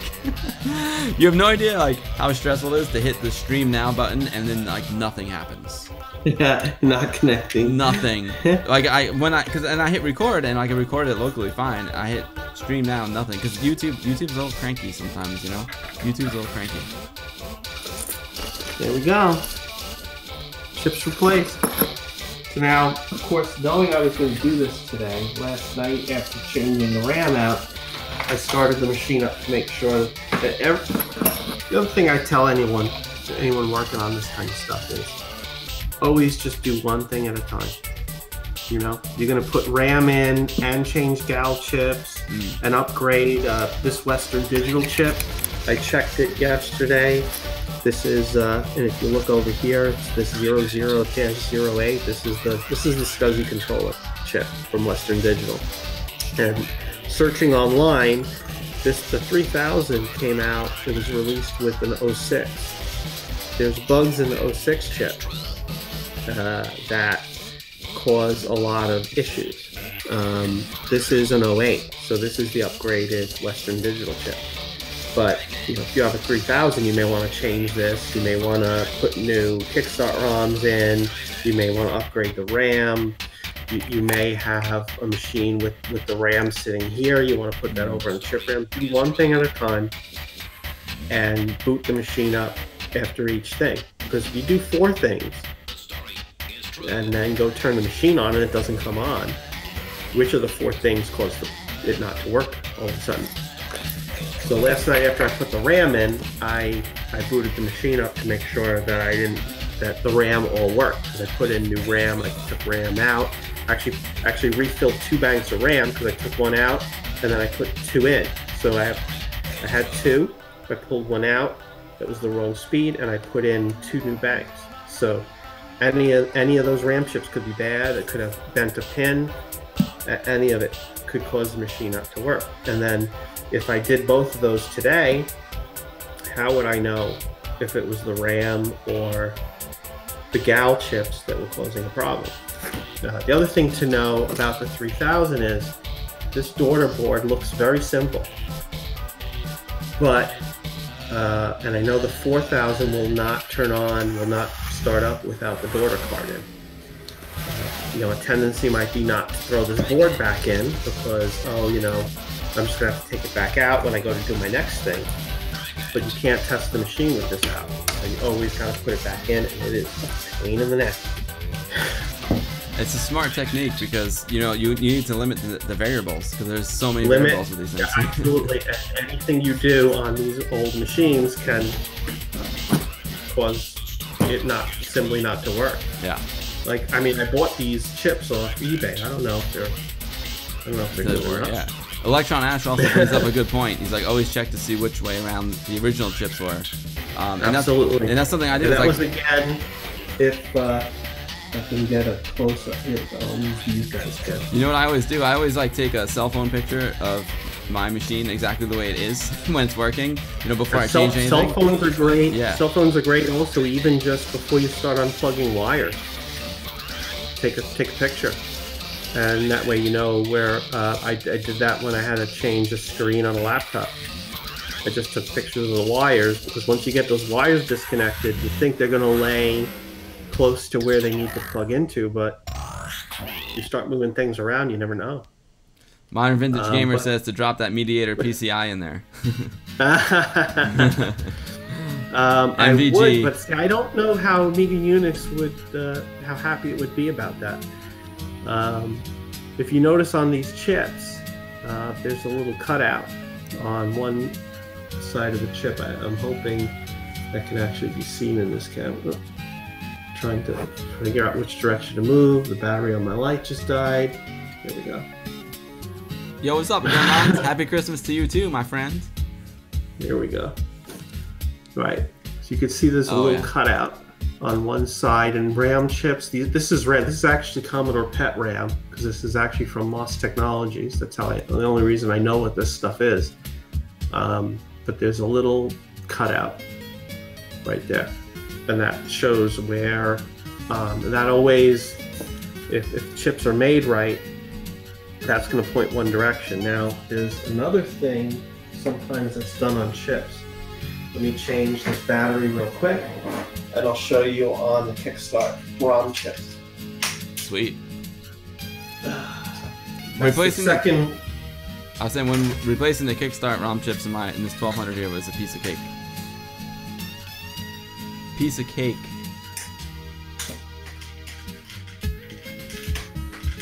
Come on. Get in there, you. Changing batteries. There we go. Oh yeah, Yo Gear does rule, Stefano. His stuff is awesome. Awesome. Well, and I said pretty much all chips are going to have a little cutout. I lied, of course. Whenever you say all with anything, you'll find something that proves you wrong. And these Kickstart ROM chips will prove you wrong. Like size fits most. You notice there's these sides are flat, although on the board underneath you can see an indication of a U shape. And see, they print on the board, you can actually see it best right here where there's no ROM. This U shape is supposed to show you, put the U on the chip facing this way to put the chip in correctly.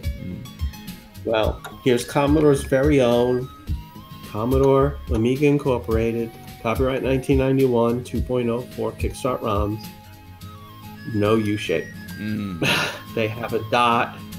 Oh.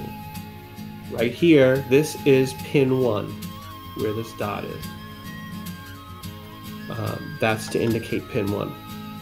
So now if you know on your machine which pin on the socket, now some sockets, sometimes they might indicate a pin 1. Of course, these don't. Luckily, these ROM chips have never come out of this machine. Now, I'll drop the zip chip here. Now, the zip chip, you can't have a U shape on it because it sits vertical.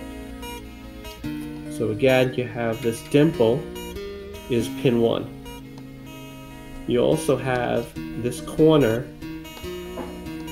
Hopefully you can see, because I'm only looking at a tiny little indication on my camera, but you can see this corner is not, if this corner is 90 degrees, this corner has a little cutout. That's subtle. Very subtle. Very subtle. And you would think every zip chip would be made like this, to have this little cut corner to show you like you'd have the cut U shape. Well, I'm gonna bring the camera over here. Anthony, there's a couple questions. Athena is asking why there are 2 empty ROM sockets on that board. Yeah. Well, I'll give you 1 second, because I don't 100% know, but I do know there was some weirdness with the 3000 when it came out. But if you notice this front RAM chip on this bank, there's no cutout on this corner. But it still has the dimple where pin 1 is. So using the other chips, I could figure out, and generally the face, they all the words face the same way. Yeah, it's like you got to use 4 different things to figure it out. Yeah, if you notice on the 3000, yeah, there's 2 empty spaces for ROM. When the 3000 came out, and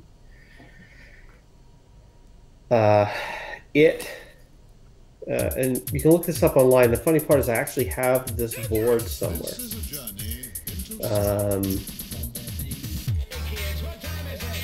I can't explain it fully because I never had a 3000 with this setup. If you look up, there's something called the Super Kickstart for the 3000. And I think the 3000 when it first came out had a similar problem to the 1000 when it first came out. The 1000 when it first came out, Kickstart wasn't finished. When it was getting close to end of development, they needed a way to get the machine out but not burn the Kickstart ROM because Kickstart was still changing too rapidly. So they had Kickstart go into RAM instead. They put a big RAM tower in. They had to boot off a floppy. Well, 3000 came out quite a number of years later and was not ever intended really to be a floppy-based machine. It came with a built-in SCSI controller. It was meant to have a hard drive. So Super Kickstart comes on a floppy. So in this space would be a board with 2 chips. You would first boot your 3000 off the floppy.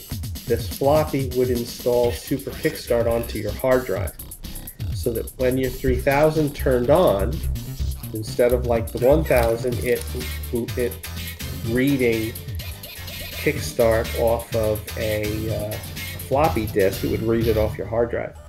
And that's the Super Kickstart, which ended up in most machines, that board and everything ended up being replaced by the actual ROMs once the ROMs were finalized.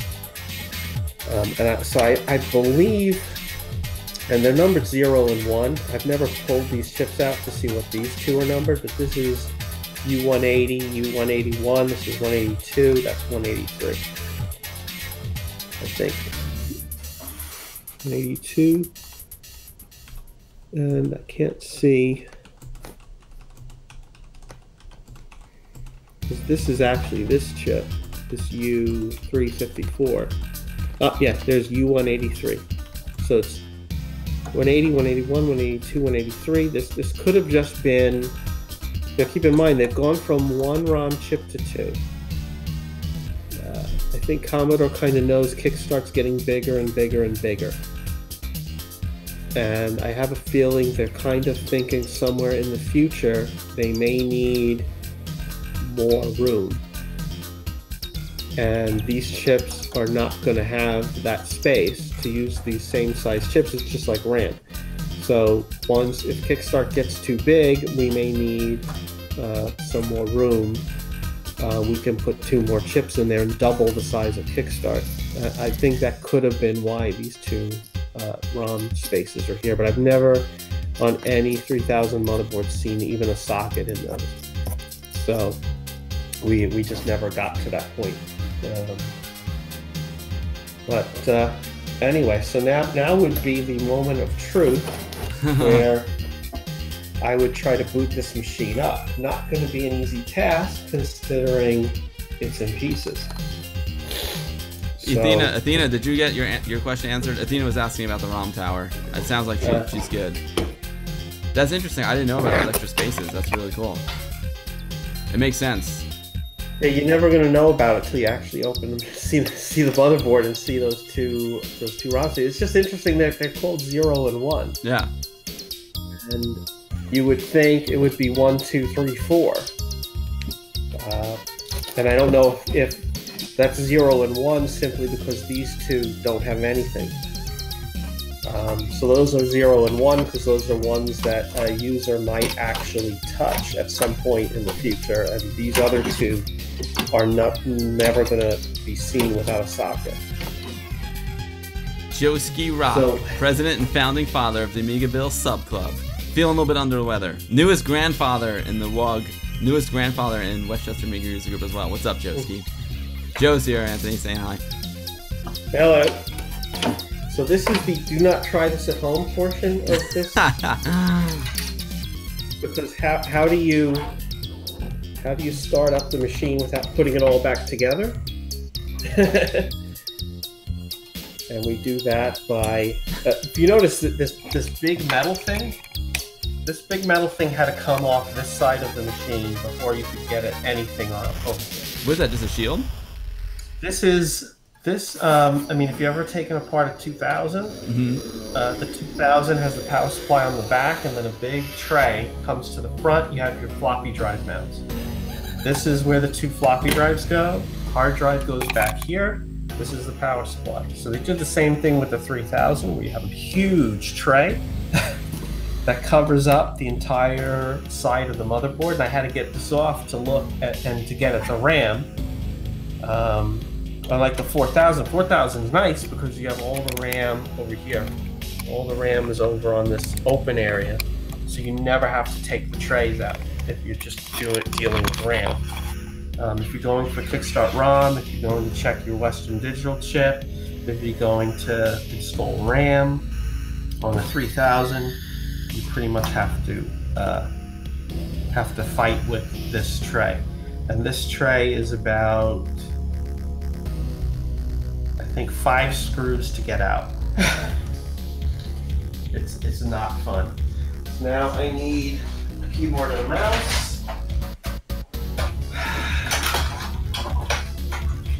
Mike is saying you can put sockets into 3000 and use jumpers to select between the different ROMs. That's what I did in my 2000. I had a 204 and a 13 set up in my 2000. So maybe that's why. Maybe with all the people doing, I know it was always big on the 500 and 2000 when the new Kickstarts came out. People still wanted to be able to drop back to 1.3. So many games weren't even compatible with 1.3. Some of the games, that you couldn't play under 2.0.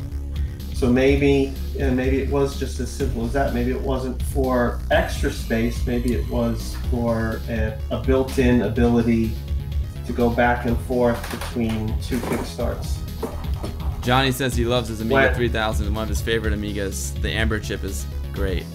And oh yeah. Yeah, and Electron the ability to go ahead. The ability to plug into a VGA monitor is huge. It's nothing to shake a stick at. Electron Ash is asking if the 3000 uses Western Digital SCSI chips.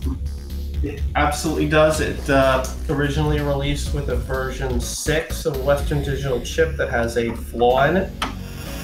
And so it's important to look, and I can point it out once I take all this stuff back off. I'll point out where the Western Digital chip is.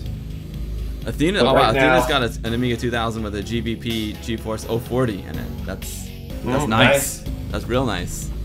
I had an 020 in my 2000 back then. 040 would have been sick because I used to love my Imagine. Oh yeah, I've only ever brought a 2000 up to an 030. I've never had it beyond that. Yeah, my 020 was my max. Michael's asking if it's easy to upgrade a 2000 from OCS to ECS. Whoops. I just lost my audio. Give me a second. No problem.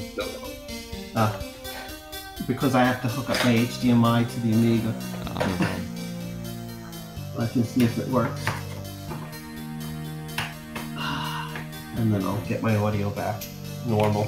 Sorry, folks, but I'm gonna now just put the camera in my hand so we can all see it at the same time. If you're still seeing it, there we go. I see you have the same SCART upscaler that I do. So here we go. 3000 has been turned on.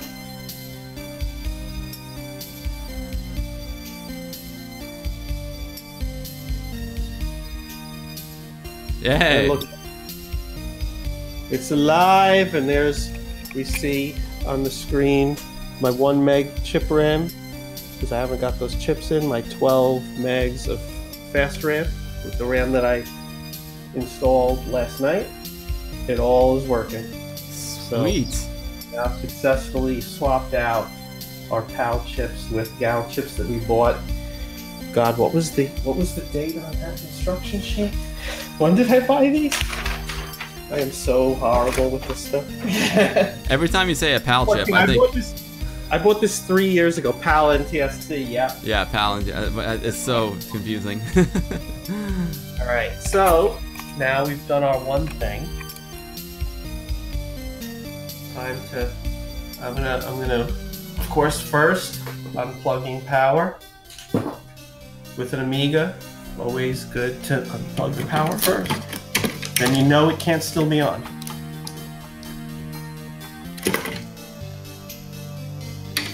It's alive and well, baby. So we've actually done live surgery on a 3000. We actually did something that worked live. I think this is our first success. Live is like that. You know what? The way I see it, always, if you're live and you're working on something and it doesn't work, that's still useful information to somebody. That's true. Good point. Trying to figure out why is it not working? What's going wrong? Someone had a question about Western Digital. Oh. Yeah. Right here. Jan Right said here. NTSC is an acronym for never the same color. I couldn't believe. I'm sorry. I don't know if your name is Jan or Jan. I'm sorry. I'm not good with the names. If you know me, you know that. Let me get my audio back the way it's supposed to be. I'll be back in 1 sec. Thanks everyone for hanging out today, man. This is awesome. I gotta be honest, man. I was stressed at the beginning of the stream. But I learned something. You know, again, like you just said, Anthony. Like when something doesn't work on stream, it's still useful. Like I learned something. I need to be logged into YouTube with Guru Meditation account on every single browser on my computer. That's what was happening. There was one browser I wasn't logged in, and for some reason it wasn't connecting. Yeah, because it decides to use that browser. So right here. Someone had the question. This is a WD33C93A-PL chip. And underneath that, so that's the type, that's Western Digital's nomenclature for exactly what type of SCSI chip this is. This is 00-08. This is the revision number of the chip. And when the 3000 was released, if you have an old chip, it'll say 00-06. That chip has bugs in it. It actually has problems. So when you're in here and you have all this stuff taken apart, you may as well check that and see what it says. If it says 08, you're good. You have a chip that doesn't have problems. If it says 06, you can find on eBay, I think for 12 bucks, people selling, there's an AMD chip that's the equivalent of this, and there's the Western Digital 08. You can pick those up pretty inexpensively. Sweet. And just, of course, be careful removing it. So now the other thing that's interesting about the 3000, you say that the Amber chip is cool. Bill knows this because it is 500 plus. The other thing that's cool, well, one of the things you probably love about it is the fact that it's a PAL machine. That's the main thing. PAL being European, because if you're European, then you better not be in my pool. You better not be peeing in my pool. What's up, Ms. Mad's here, Anthony. What's up, Ms. Mad? Hey, Miss Mad, how you doing? Oh, Athena, hello from Illinois, USA. Grew up with my A1000 in Florida. There were very few Amiga users there. There was an Amiga computer store for a while there. What's up, Athena? It was a pleasure to meet you. Thank you for joining us. Hey, Athena. Well, there's an Amiga user in Florida right now. Yeah. The 3000 actually has a jumper here. PAL NTSC. It actually is even listed right on the board. Right now, of course, the jumper is sitting in NTSC. This is another thing I picked up back probably around the same time as I got the those gal chips that I just put in this machine. This is a PAL NTSC switch that allows you to be able to switch the 3000 between PAL and NTSC. That's awesome. That's huge. Very sort of simple. Yeah, without needing software or anything. And I've never installed it. Very simple package. I mean, a little bag, and it literally is I mean, obviously, being that the Commodore engineers put a jumper there, the device is very simple. It's just a switch and a lead. It's interesting that the lead, this jumper has 3 spots, but this only has 2. Like, what's up with that? The small jumper, data, remove the small black shorting block, remove the one screw that holds this shit. No. Then you install a switch in the bottom space. The space is used when you switch. Thanks, Andy. Ms. Matt, I'm sorry, I haven't had a chance to watch your vampire video yet. I'm so far behind on watching videos. I feel awful, but I know Ms. Matt got a vampire, so I'm very excited to see her video about that. And Andy, thanks for the kind words, man. I'm glad you're having fun. I am too. I'm having fun now. Now that things are working, I'm having fun. I wasn't having fun at the beginning of the stream. So this is quite amusing, and if we see this again, if we see this jumper, it has 3 spots. But as I was saying, is this switch only has 2, because apparently, and I'm guessing when you take this off and you put it onto PAL, what you're probably really only doing is breaking the connection between these 2 pins, not actually making a connection between if we number these 1, 2, 3. For NTSC, we're jumpered between 2 and 3. We're making a connection between 2 and 3. If you put the jumper between 1 and 2, I have a feeling there's no connection between 1 and 2. It's just that breaking 2 and 3 tells the Amiga on startup, be a PAL machine, don't be NTSC. So we only need to have the switch between these 2, and then we're doing the same thing that we're doing with the jumper, which is either closing or opening it, depending on how we set it. Simple. So I decided to store my jumper here. Again, it's like I may need you later. So, and there's my switch. This will go, once I get the machine back together, this will go on the back right here. And that'll be my PAL NTSC switch. But I have a whole bunch of things to put back together on this machine when I do that. And I think I'm going to do that. Being that I don't need to take anything else apart to get back at this, if there's something wrong with this switch, I'm going to just start. I'm not going to test it until I put this machine back together. Retro Man, we started like 30 minutes late, no hour, come on.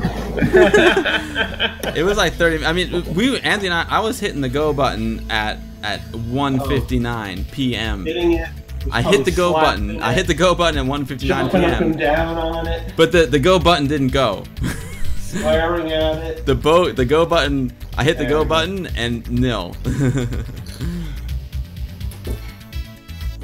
Oh, nice. Ms. Matt's got the Milky Tracker. I've got Milky Tracker on OS4, baby. But I don't.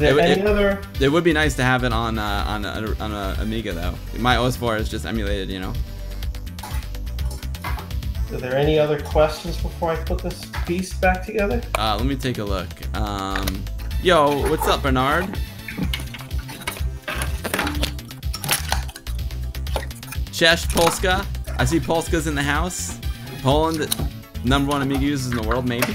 You know, you're not going out on a limb when you say that. I got some Krupnik here.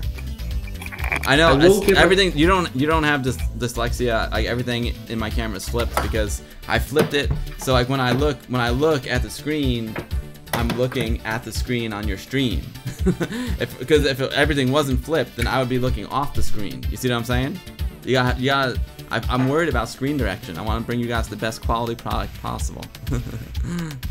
Yeah, and meanwhile, I do none of that. It's just a complete God knows what's going to happen now. One big thing to note, to get this plate out, there's actually a screw here that sits underneath where the hard drive sits. This is an easy screw to miss, right on the back here. And not realize why you think you've taken every screw out that holds this in, and why can't I get. And the reason why you're not going to see it is because you're going to look from the front. You're going to look from the front, and you're going to see these two screw holes, this screw hole. Okay, I got those out. Then you're going to turn your 3000 around to take it apart. And you're going to see back here, you're going to see this screw. But you're never going to see this. Right now we do because we got this light on, but if you notice, there's a sticker here that's kind of silver, covering everything up, including where this is bent in to form this screw hole. So you're just not going to see it if you're looking from the back of the machine. Oh, sorry. Quite amusing. Ms. Mad, yeah, sorry, that's all right. Yeah, if you do suffer from dyslexia, then I look normal to you, which is crazy because I'm certainly not normal. I am anything but normal. Oh, whiskey is good, Zakath, for sure. I love my whiskey too. Sion, what's up? Oh, I'm so glad you made one. Guys, I think this stream today is our Christmas chill stream. And it's kind of a test as well because Anthony is a snowbird now. He flies south for the winter, just like the geese that fly over my head. You know, they fly over my house down south. Anthony's now one of those geese, so we might do more of these while Anthony's down in his snow location. Pete, oh, Pete Fletcher and his what's up? Even Atari ST gurus are allowed in the stream, Pete. What's up, brother? We allow them, but they can't speak. Pete. I grudgingly allow them, but we do not allow them to speak. Mike is saying the 3000 case is beautiful to look at, but it's a pain to get into and work on. Well, yeah, and you can see me right now just trying to get this plate on reasonably well.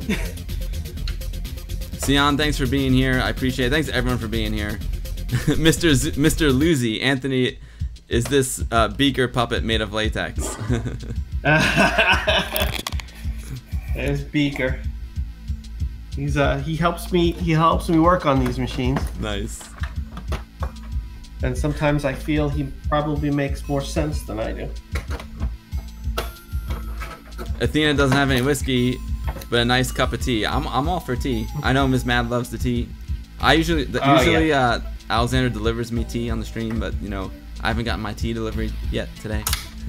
Bill's being punished today, probably for something. Bernard's for something. I didn't realize I did, like usual. He doesn't know yet why he's being punished, which is. As we all know, not knowing why you're being punished is a reason. Yes, exactly. Bernard's an ST fan, and well, Anthony, while you're away, you know, I mean, who knows? Maybe I will have a guest on the Guru. You know, I mean, you know. You know what? If it's an ST person, then I quit.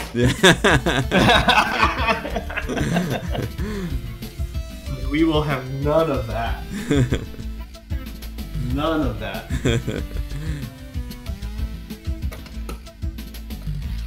You know what made Alexander makes awesome tea. She makes really, really good tea. I really like the white tea. The white tea is awesome stuff.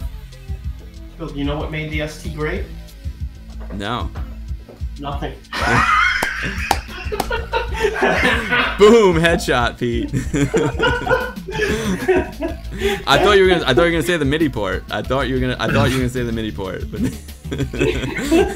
well, that's what an ST user would say.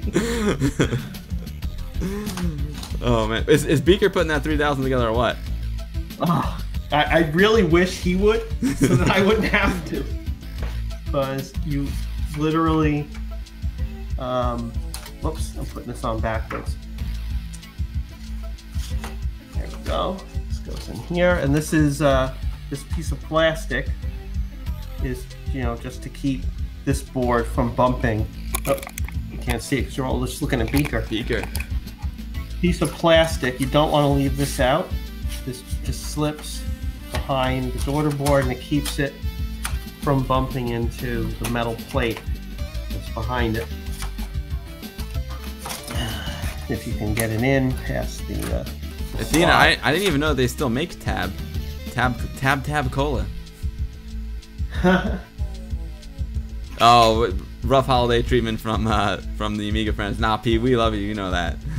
Yeah, we make fun of ST people because we love and understand them, even if we can't understand why they like the ST. You know, I joke about the ST just because it's just fun. From back in the day, we all used to, we used to have that rivalry. But today, at this point, I think we always say is, we're all we love these old machines, and we're all of the same cloth. And that's why now we're all in the same family, and family members make fun of each other. That's what family does. Yo, Vato's asking, did you hang Beaker? Is he? Yeah. Normally Beaker sits on the 3000, but with the case open, I don't know if his posterior is conductive or not. Beaker shorts out your 3000. Something new every day. Something new every day just dropped in and wants to know what the hell's going on. He's like, what is going on? I'm trying to figure out what the hell's going on too. Anthony's just replaced some chips in his 3000. We did a little Amiga news and events at the beginning of the stream, the top of the stream. I think next I'm gonna pop it. We're gonna play a game of What's on Bill's Disc. I think that's coming up next. Disc. SK. Yeah. Oh, Pete. Yeah, Pete deserves Recta Pete deserves a lot of credit. Retro Peak donated an Amiga 500 Plus, to the cause. So Retro Pete, Recta Pete, I think you're Recta Pete could potentially get Man of the Year in my book. if I were making a Man of the Year, it'd be Recta Pete. Although you're right up there too with the 1000, Anthony. I gotta say. Huh. I would think a 1000 trumps a 500 Plus any day. The 1000 is just that's the grandfather. Yeah. But I mean, let's be honest. The 500 Plus is a lot more useful than the 1000. Yeah, the 1000 is awesome from a collector standpoint. But I've been rocking that 500 Plus with the ACA 500 Plus and the PAL. I've been doing PAL demo scenes, PAL games all day, every day. It's awesome. It's like any of this stuff. I mean, it's just that machine is just gonna be a lot more useful than. Oh, Athena's got a 2GS next to the 2000. Athena, well, you should meet our friend Thierry. Thierry is a closet Apple IIgs fanboy.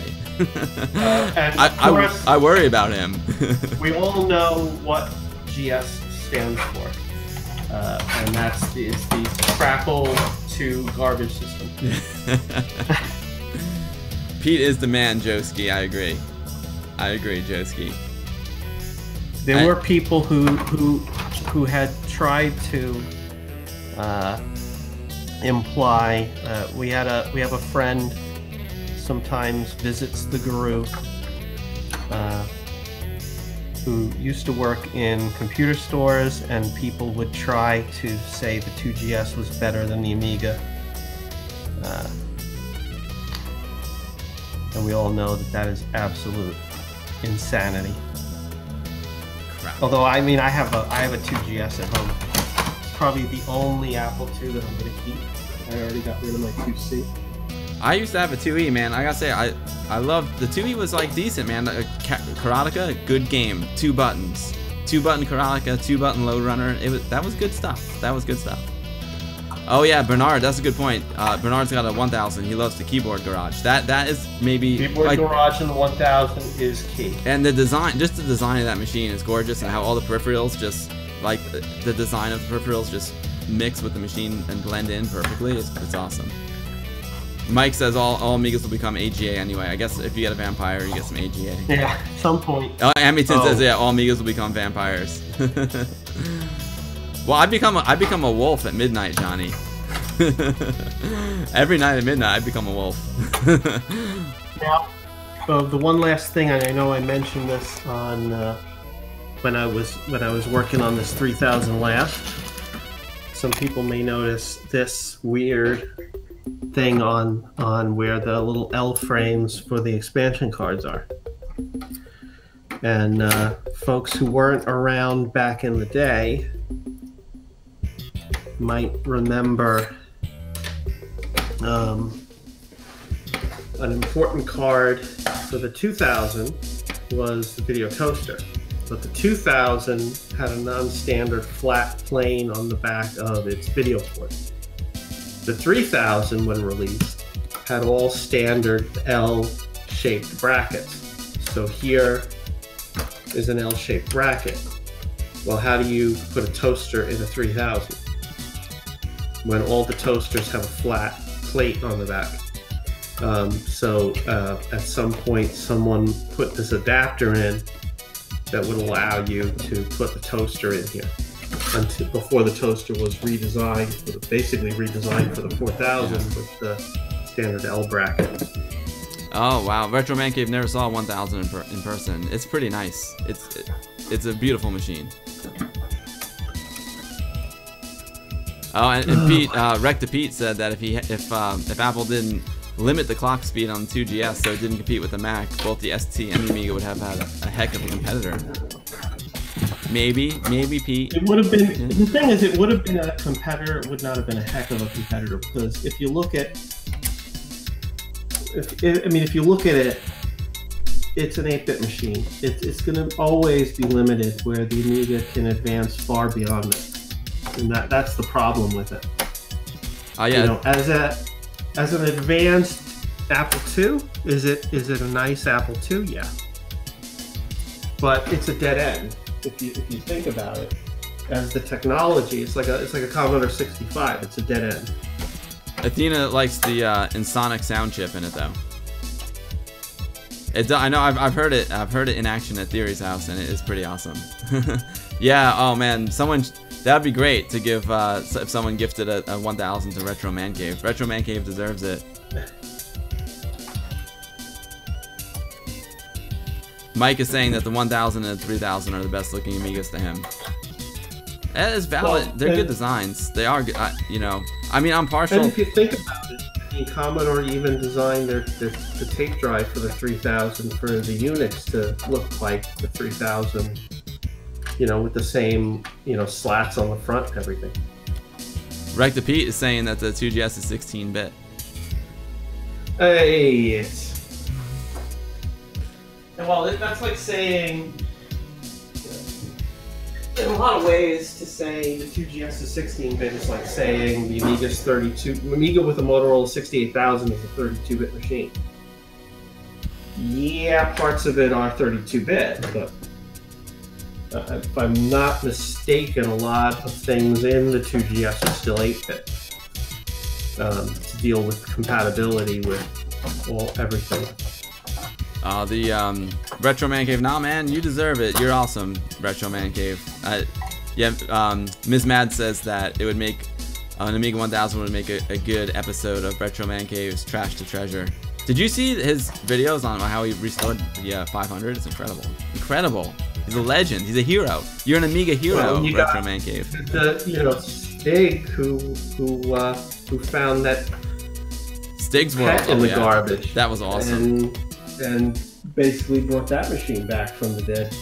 Michael loves the design of the 600. Yeah, the 600's sweet. It's a really, cause the 600. I mean, it looks just like this machine here, which is the 1200. Machine. It's just boom, it's just compact and awesome. It's easy to carry around, easy to carry to a Westchester Amiga user group meeting. You know what I'm saying? Fade Man says Amiga rules. I agree. You gotta love this absolutely massive video card. Jesus, that's insane. It looks like a motherboard based on that camera angle. It basically is. If I'm not mistaken, I think this video card has 12 megs of RAM on it. DMI resolver with the Texas Instruments chip, which is back here.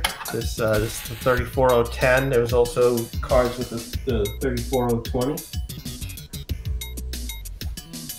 just an absolutely insanely massive video card. Well, Anthony, if you want to take a break while you're putting that beast together, I could show Pixel Nation's video. Yeah, I'm freaking exhausted. Yeah, I know you just went. I was not expecting that. You just went for it, bro. You just like took the ball and ran for the TD. Yeah, I don't mess around. You don't. Oh man. Stupid to. Oh, Fade Man, thank you. Fade Man says he loves us. Amiga will never die. We appreciate that so much, Fade Man. We love you guys. That's why we do this. I mean, we love Amiga, and we love you guys, and everyone who watches and supports, and everyone in the Amiga community who does something, even just like a little bit, goes a long way, especially with an Amiga, you know. But yeah, so today's stream. Thanks everyone for hanging out. Today's stream was our Christmas chill out stream. It got off. It wasn't very chill at the beginning of the stream because I couldn't get the stream to start, which was really stressful. Chill at the beginning. It was before we were able to stream. It was really stressful. I mean, getting like live streaming it's so difficult because there's so many variables and like there's always something new. And we haven't streamed to YouTube in a while, so like one little update, this little that can like completely derail the whole thing. But we're here. We're here. Amiga love, Brian. Amiga love, Ms. Mad. Amiga love. You know it. But we're here now. We're good. So and then we did a little Amiga news at the beginning and talked about some of the cool. Oh, that sounds awful. We did some Amiga news at the beginning, and Leo Life School's here. Oh my God, Anthony! I forgot to make the announcement. I forgot this in the news, but now now would actually be a good time to do this.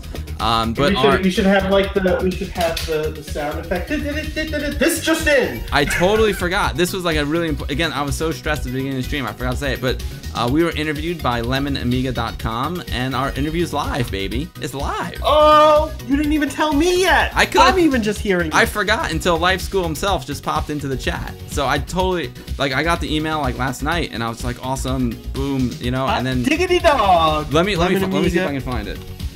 And we have Miss Mad Lemon here.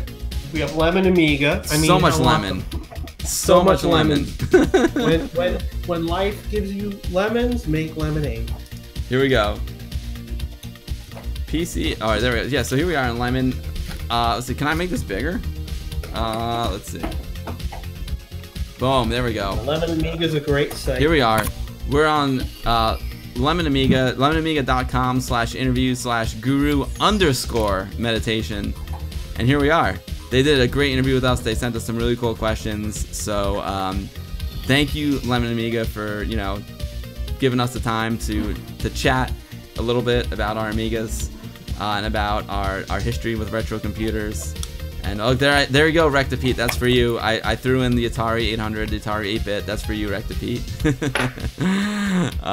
But yeah, it's a really cool interview. So go to lemonamiga.com/interviews/guru-meditation. And of course, they have other great interviews on there as well. And Lemon Amiga is just an awesome website with an awesome forum. So yeah, go check out lemonamiga.com, and if you want to read about us two clowns, we're on there. Never get enough of two clowns. No. So I wish I mentioned that earlier, but it's better now because at the beginning it was just there was mayhem. You're the mayhem cam, but there was mayhem in my office. And there certainly has now been mayhem here getting this machine put back together. Yeah, Anthony's trying to put back wow, this is cool. It almost looks like we're together, even though we're not. Oh, look at this. Oh, I remember, and part of that being so delayed was Bill sent me the thing about the interview, and in true mayhem form, I kept occasionally seeing it in my emails and going, oh yeah, I have to do that. And then I would go do other things, and then, time would pass and I'd see their mail, oh, I have to do that. And the one thing I find always hardest for me is writing about myself. Oh, it's hard. And thinking what the heck to write, and being an old person who needs reading glasses nowadays. I got a great funny story about my reading glasses. The first time I realized my eyes were getting old, and I was at a friend's house, and there was some piece of paper like this, and he has reading glasses, so he had them on the desk, and I kind of looked at them, and I kind of go, you know, I don't want to try these because I don't want them to work. You know, it's that old thing you do. You're like, you deny yourself. And then finally I put them on, and I go, oh shit, I need reading glasses. So I ordered them. There was reading glasses on sale at Amazon, and it was one of the lightning sales, so I just ordered them. And the box comes to my house, and my wife's like, hey, what'd you order? And I said, oh, you're going to laugh when you see these. And I opened the box, and it's reading glasses. And she's like, you just ordered them online without trying them on, seeing how they look on you? I said, they're reading glasses. Who's ever going to see me wear them? Hello. So Anthony, Retro Man Cave wants us to high five each other. I think we can do it. Check it out. There we go. Can you? Let's see if we can do it. Because everything's opposite. The biggest problem is you can see me, I can't see you. Yeah, I know you can't see me. Well, look at the stream. All right, so put your. But if I look at the stream, you're like 10 seconds behind. Put your right hand higher. Okay, good. No, not right up to. Now turn it to your left. Rotate it the other way. There you go. Rotate a little more. There you go. And now push your hand forward. Boom! Okay, I'll give you an end mark. Do the same thing. Now slowly push your hand forward. Stop. Right there. Pull it back a little bit. Right there. 1, 2, 3. Oh, one more time. On 3. 1. Get it back there. Get it back there. Ready? 3. I'm doing it on 1. Do it on 3. I need one to drink. 1, 2, 3. That's not bad, but stop it where I'll give you an end mark. So push your hand slowly forward. Slowly. Stop. Right there. That's where you're gonna stop. Okay? You got it? 1, 2, 3. Not bad. One more time. Take 2.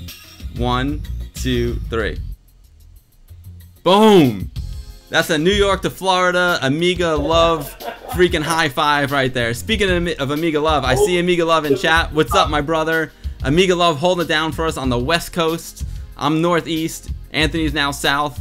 Amiga love, West Coast, baby. What's up? Everyone go check out Amiga Love. West Coast, I'm going to be flying over you on January 2nd.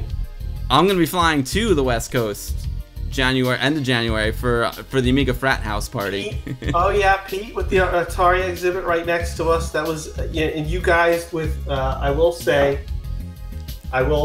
officially on camera, there is a saving grace to the Atari ST. MIDI Maze is it. MIDI Maze is pretty awesome. That no one has ported it to other like non-Atari machines. I think it would be awesome if someone took MIDI Maze and made it like the retro computer, like the great thing to bring all the retro computers together. So it runs on the 8-bit Ataris, it runs on the ST, the 16, 32-bit Ataris. If you put it on the Commodore 64, you put it on the Amiga, you could just finally end the great feud. It would be like a Middle Eastern peace, basically, for the computer world. I think that would be huge. I think someone needs to do that. Oh, Modern Vintage Gamer's in the Midwest, so he said everyone flies over him. I love the Midwest. MVG, I'll drop some Amiga parts out of the plane when I fly out to the Amiga Frat House. So I know, let's see. Virtual high five, yeah. Anthony's in Florida right now. He's a snowbird. He flies south for the winter. Oh, Athena is in the Midwest as well. Nice. I love the Midwest. I love Chi-Town. Chi-Town's got it going on. Denver, I don't know if Denver is considered Midwest, but I know when I went out there, we had an office out there, and of all the offices I visited, as far as the people, how they dealt with people not from their office just was like night and day. Compared to like the LA office is like, oh, we'll call you a cab, goodbye, see you later. Denver was like, what are you doing tonight? Oh, we're going line dancing, you're coming with us. Oh, nice. I mean, just oh, what are you doing this weekend? We're going to drive up to the mountains, you're coming. You know, just that's the way the people are just, you know, off the hook, you know, so much more friendly and just amazing. Nice. Well, I like LA as well, I have to say. I do like LA. Oh, I like that 500 back there. Oh yeah, I should show this. This is another Mayhem project. This is an Amiga 500. If everyone looks at the bottom left of the Amiga 500, there's not an Amiga key there, that's the Commodore key. So this is an earliest version of the 500. And underneath it is an expansion box. Gives you a floppy drive and Zorro cards. So this is going to be sweet. And I have a Spirit Insider RAM board that's going to go in this bad boy. It's going to give it extra RAM. It's just going to be like a psychotically awesome Amiga 500. Oh, that is a sick expansion. Holy crap. Yeah. Amington would love to meet Guru Meditation in an interview on Amington TV for season 2018. Johnny, we're there, dude. Anytime, Johnny. Anytime, man. We're hams. Well, anyone who wants to interview us can interview us. Yeah. We're hams, obviously. Anyone, yeah. I'm, you know, no one even needs to tempt me out. I'll go anywhere. Amiga Love says that expansion box is wicked. He's only seen one in the Amiga World ads. Well, Amiga Love, like anything you've never seen before on Amiga, you know, you just head down to Das Bunker, and the chances are it's there. Should I break it out, Bill? You need to break it out. Break it out now. Just do it. Just break it out. I gotta see if my umbilical can reach. I may have to unhook. That's okay. Like a spaceman in here. I literally feel like a spaceman. I don't even know where it is. Uh-oh. Let's see. Hang on. Anthony's digging. He's digging for gold right now, peeps. He's digging for gold. I know what he's digging for. I know what he's digging for. Thanks everyone for hanging out today, man. It's just an absolute pleasure to hang out with everyone. We have a blast on these streams, and we have a blast posting videos. And oh, Anthony's got something here. Hanging out with you guys. Oh my gosh. There it is. And notice I've got one of these nameplates. I put it on it. Oh, nice. Yeah, Electron Ash knew you were digging for that 65. Oh yeah. Athena, we are definitely keeping up with the Commodore. Coming south to the warm weather. Amiga Love wants the treasure map with the X on it, and it'll come to Das Bunker right now. There's two bunkers now. There's Das Bunker North and Das Bunker South. Yeah.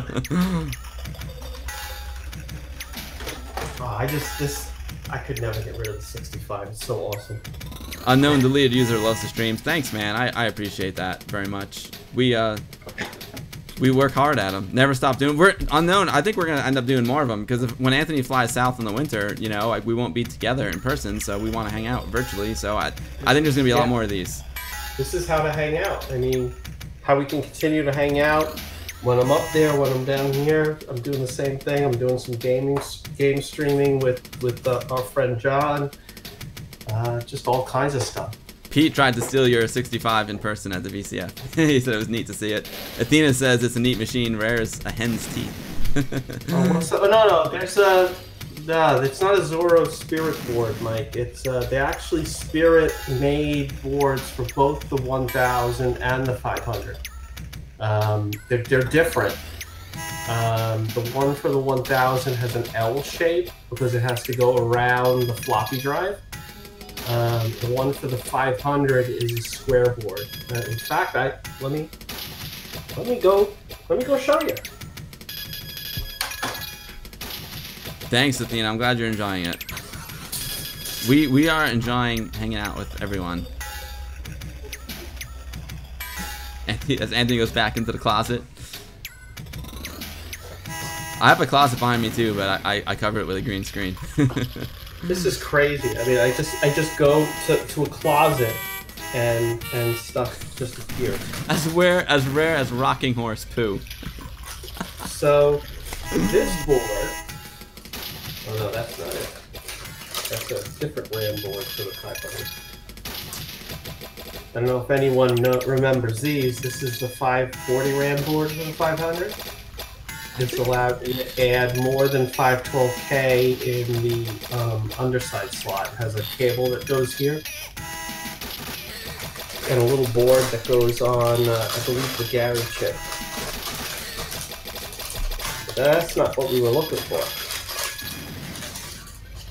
Not what we were looking for.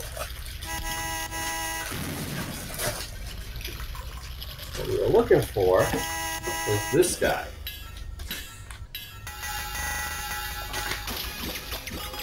this is the insider board Whoa. for the 500. And you'll see the 68,000 chip on it. There's the socket where it basically goes on the 68,000. It's got, let's see, what has it got?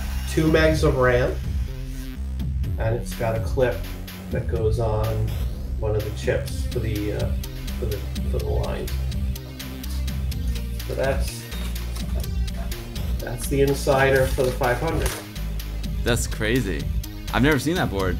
So Yeah. so what does it do? So it gives you a 68,000 and two megs of RAM. It's just a way to add RAM to a 500 internally, where you don't have slots like the 2000. Right. And maybe you don't want to be plugging in a board on the side of the machine. So they came out with, it just sits on the 68. You basically pull the 68,000 off, and then you put that board in, and then normally you put the 68,000 then onto the board. That board just happens to have the 68,000 sitting on it. And this is just a different, I have 2 versions of that card. This is basically the same thing. Just it's a slightly different revision of it. Sweet. The same thing. It's got it sits on the. You take the 68,000 out, sit this down on it, and if you would normally, you would have to put the 68,000 here. But again, the person pulled this board off of a 500, and they're probably parting out the 500s. Kind of, you almost have to think it's kind of probably done with it. That is cool. Now it makes sense why there's a 68,000 on the board, because you have to pull out your 68,000 and to They install probably just yanked the board out to go sell it and didn't realize they were leaving the machine without a process. Amiga Love says if he was on the home shop, if this was the home shopping network, he'd be in deep poop.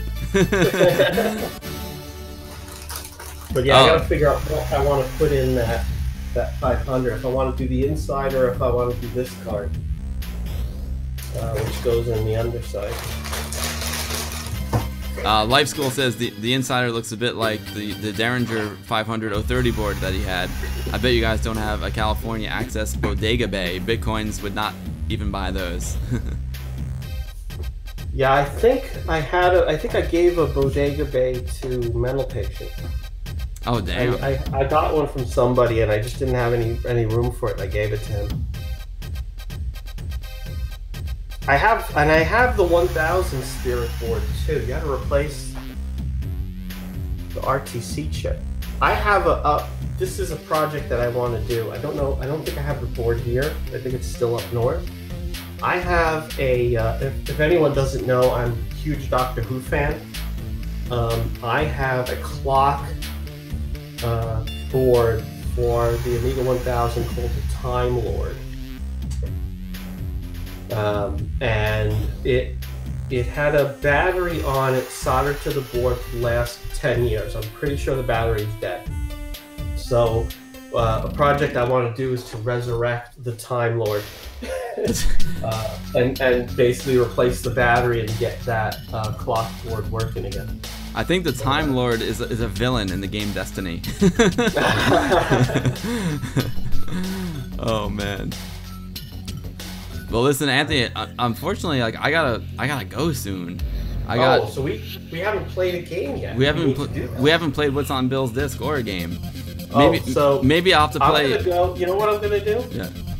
I'm gonna go because I've been drinking this. I'm gonna go visit the bathroom and I'm gonna let you take the floor. All right. Well, what do you want to do? Do you want to play? Do the What's on Bill's Discs. What's on Bill's Discs? And that'll give me time to go visit the boys' room, and then we'll play some games. Yeah. Well, I need to go like soon. Oh, really? So I think we need to look at a couple of discs, and then I need to call it, unfortunately. Or we just look at a couple of discs and we're done. Yeah, exactly. Then we'll have to stream again. You know what? Stream again and play some Walker. Oh yeah, exactly. All right, so let me take the floor here. Let's see, Bill Big. There we go. The mayhem cam has been reduced. So I went digging. So Anthony's got a bunker and I've got a barn, as you guys know. So I was digging in the barn, and I found a bag of stuff. I got a big bag of stuff here. Let me, you know, maybe I should go to the overhead cam for this. Let me see if I go to the overhead cam. Boom. And I found a huge bag of discs, right? And I found our Westchester Amiga user group PD library. I found the Bronx user group, which is our sister group that's not too far away in Bronx, New York.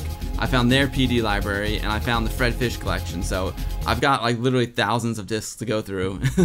So I thought it might be fun just to pop in a disc from the Bronx user group and see what's on it. You know, I have no idea what's on these discs. It might be fun. It could be a total bust, and you know, it probably will be based on the way things go on this channel. But I found, here's December 1998. So let's pull out a couple of December discs. They came out with a Bronx user group would have a PD like disc of the month every month, and oh, they have April Fool's discs too. So stay tuned in April. We'll bust out some April Fool's discs. December 1997, Halloween 97. Wow. August 97, April 97. Well, I got two here. I got December 9. I'm hoping there'll be some Christmas stuff. What's in Bill's bag? Let's see. Another April Fool's. December 1995. Alright, there we go. We got a couple here. The disc could be uploaded to Aminet. Yeah, they're like Stefano, I literally found thousands of discs. So it's basically like a lifelong project. It is a lifelong project. But this disc is cool. This one's really special for me because it's some of my old animations, and I thought I've only had them secured on VHS tape, but I was able to find some of them are on this disc. So I don't even know if this disc works. I hope it works. I don't know, but let's play a little like what's on the bug disc. And unfortunately, guys, I have to wrap things up soon, so this is gonna be a quick game of what's on Bill's disc. I'm actually doing another stream after this one with my wife, so I need to go eat dinner, and then reset and do another stream. Merry Christmas, Amiga Love. It is a pleasure to have you. Let's go to Amiga and webcams. Oh, let me switch over here. I'm not gonna lose the chat. I'll be right. Who else? Oh, Gadget UK 164. Merry Christmas to you all. Merry Christmas to you too, Gadget. I just found your channel, Gadget, and I know I'm late to the party. But awesome. Thank you for coming. It's a pleasure to have you. Go Gadget Copter. Sorry, that name brings to mind. All right, let's boot up this Amiga. There we go. All right, here we go. We actually get to turn an Amiga on besides your 3000, so I'm psyched. Let's fire up this 1200. I'm not even sure if this floppy drive works, so I'll resort to the internal drive if I have to.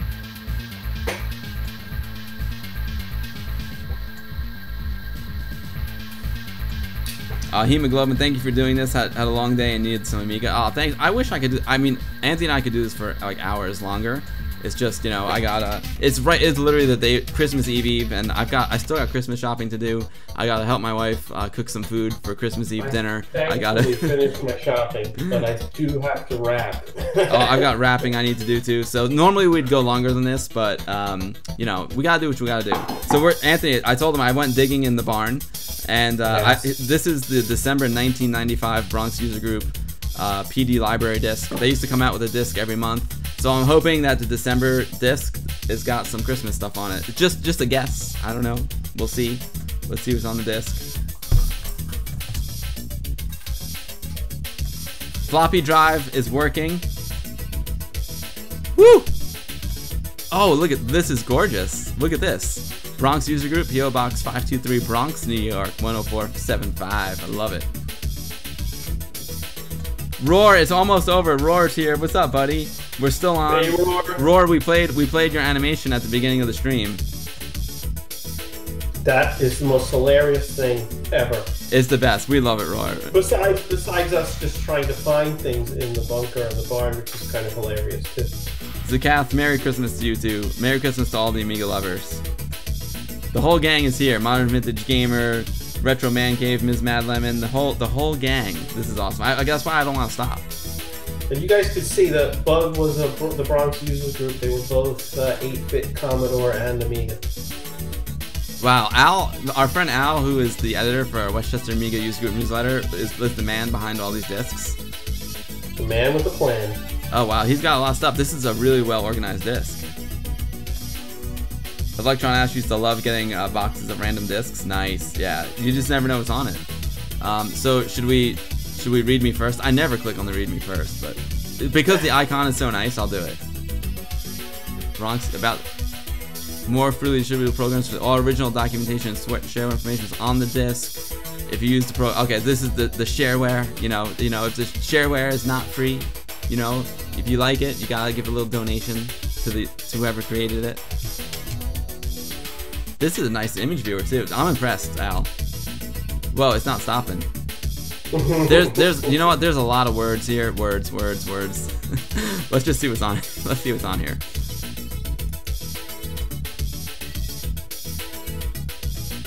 Yo, Mr. Paul 3D checking in. Should have started the stream later.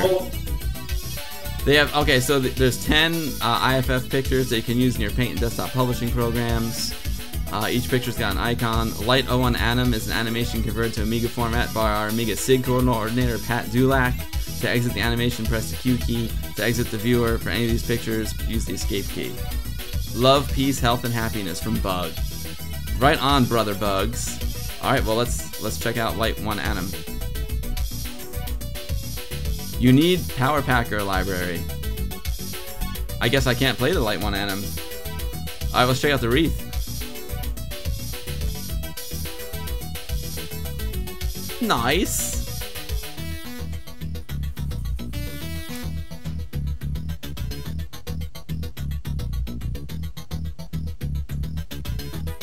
Oh, the music's a little loud, Joski.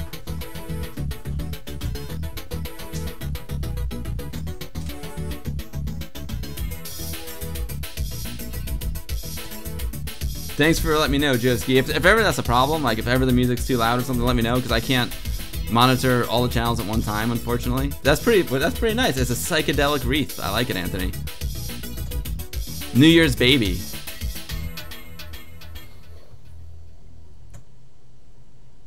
That one didn't work out so well.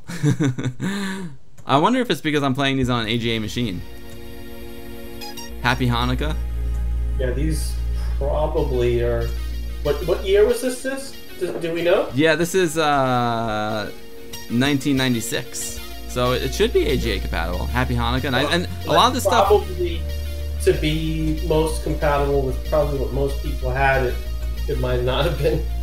Yeah. Also, these are Below 30 could be a problem too. A lot of these images were made by Bronx user group members, so maybe they were maybe someone just had an OCS machine, but it should work. I'm not sure why. We have to debug the bug disk. Another nice Happy Hanukkah little. I see a dreidel back there. Loading it in your 1000. Yeah, exactly. Menorah 1. Nice. This is obviously some artwork from the bug members. It's nice. Yeah. Very festive holiday season type stuff. Sweet. Couple menorahs. Out with the old. I hope this one works because I don't know what it is. Oh, again, it doesn't work. I wonder why, because these discs are pretty self-contained, you know? They're pretty self-contained.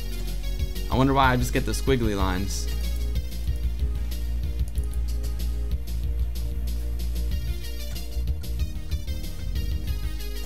Air Jury says it looks like an AGA glitch. It could be. It could be. That's what my gut instinct was too, Jared. Well, if you hold both mouse buttons down, you can boot the 1200 into ECM. Yeah, I might have to try that. Yeah, a lot of these are glitched. Morning after. Thanks, Roar. Yeah, Bill does need to have more of me on the stream. We definitely will. We definitely will. But and again, I always say, like, when I'm up north, I need to don.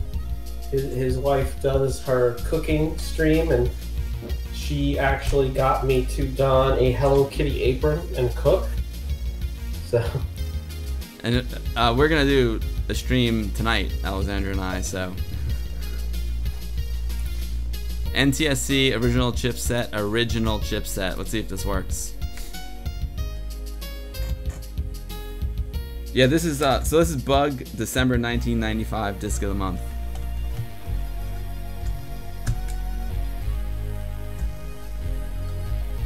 Yeah, Stefano, exactly. That's exactly what we just did. Glitch. You love the glitch?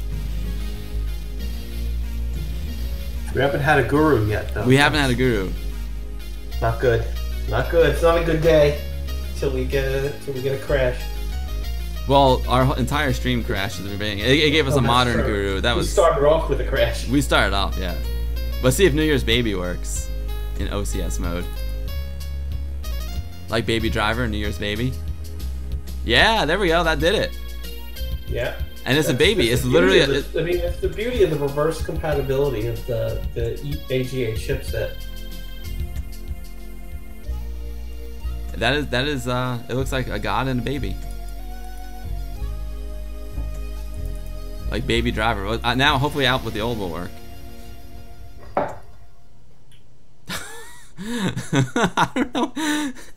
I'm not quite sure what's going on here. There's a baby kicking an old man in the butt. Out with the old. That's out with the old, man. That's out with the old, man.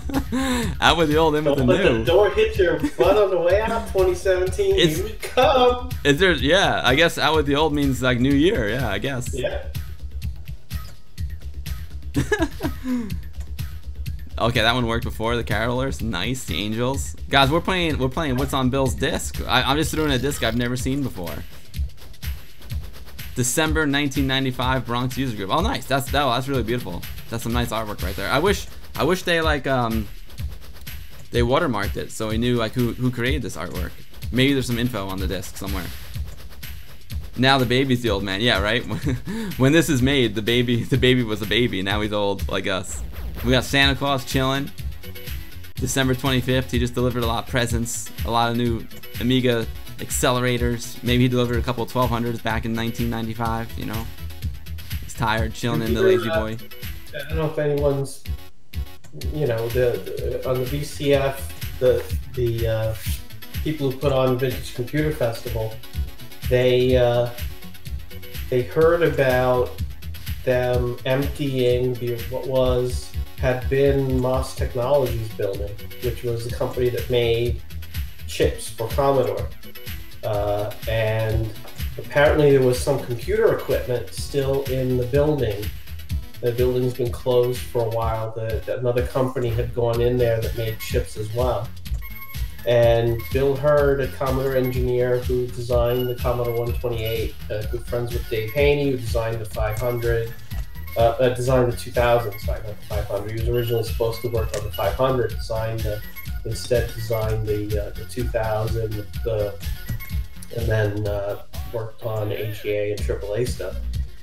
Well, they actually, just this year, have delivered the last computers out of Commodore, they actually were a bunch of old Commodore PETs still sitting in that building. That was Moss Technologies. And Bill Hurd went and they took those machines out on a cart. So the last machines from Commodore were delivered in 2017. Oh, well, there's a slideshow here. I wonder if there's music. I see a couple mod files. I might have to. If there is music, I will mute the music that I'm playing in the background. Let's say Happy Holidays slideshow.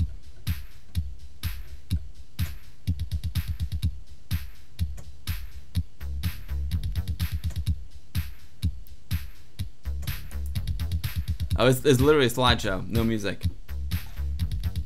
Nice. Oh yeah, so Pete Fletcher was right. That was Baby New Year kicking out Father Time. That's what that was. The McCore says get kill AGA. Yeah, I've got a lot of degrading apps, but I wasn't prepared for that. Of course, one is simply called Degrader. There's a lot of apps and stuff, but I mean, we have more than enough Amigas. We don't need to degrade at 1200 to get OCS, ECS. We've got 1000s, we've got 500s. Yeah, right. That was a Santa that came back from the mall drinking some whiskey.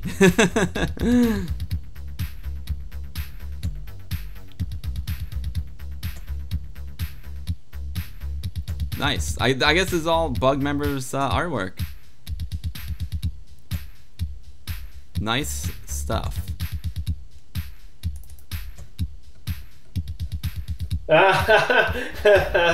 Electron Ash. Yes. That's hilarious. That is the ultimate. The ultimate degrader app.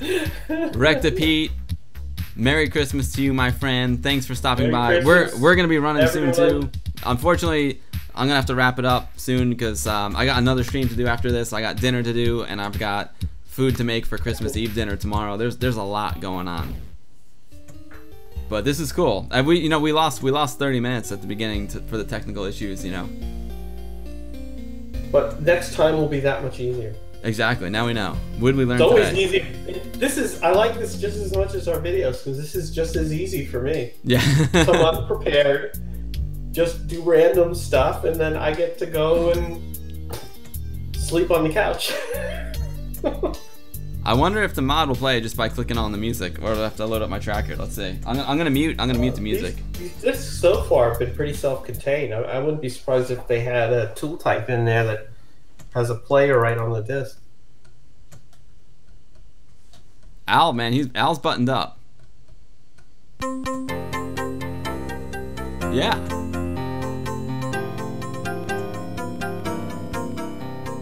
It's a good thing to know, Athena. And if you're playing cannon fodder, you want that music not to clip. You definitely want to hear that great music in cannon fodder. Roar, no, these are not mine. Roar, I found these discs in my barn. These are discs from the Bronx user group, and I'm just throwing it. Every month they had a new public domain disc, and a lot of the stuff is made by Bronx user group members. Bronx user group is Amiga and Commodore 64 user group in the Bronx, New York, and yeah, I have their entire library, so I want to archive the stuff.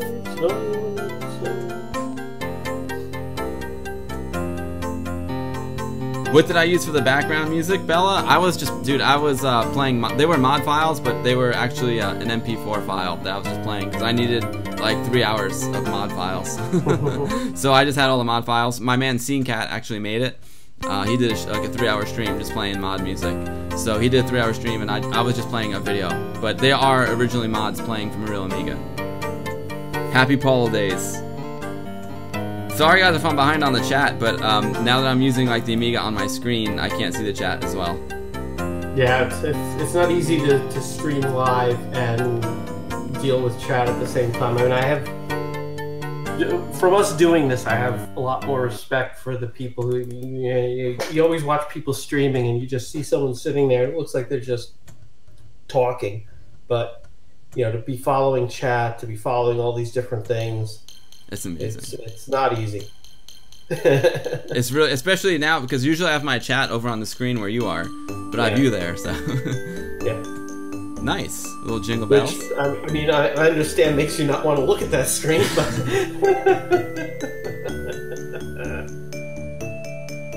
Die Hard is a Christmas movie for sure. Yes. Gadget UK 164. Yeah, you should definitely watch some Die Hard. Die Hard's amazing. Yeah, I think that should definitely be on the list.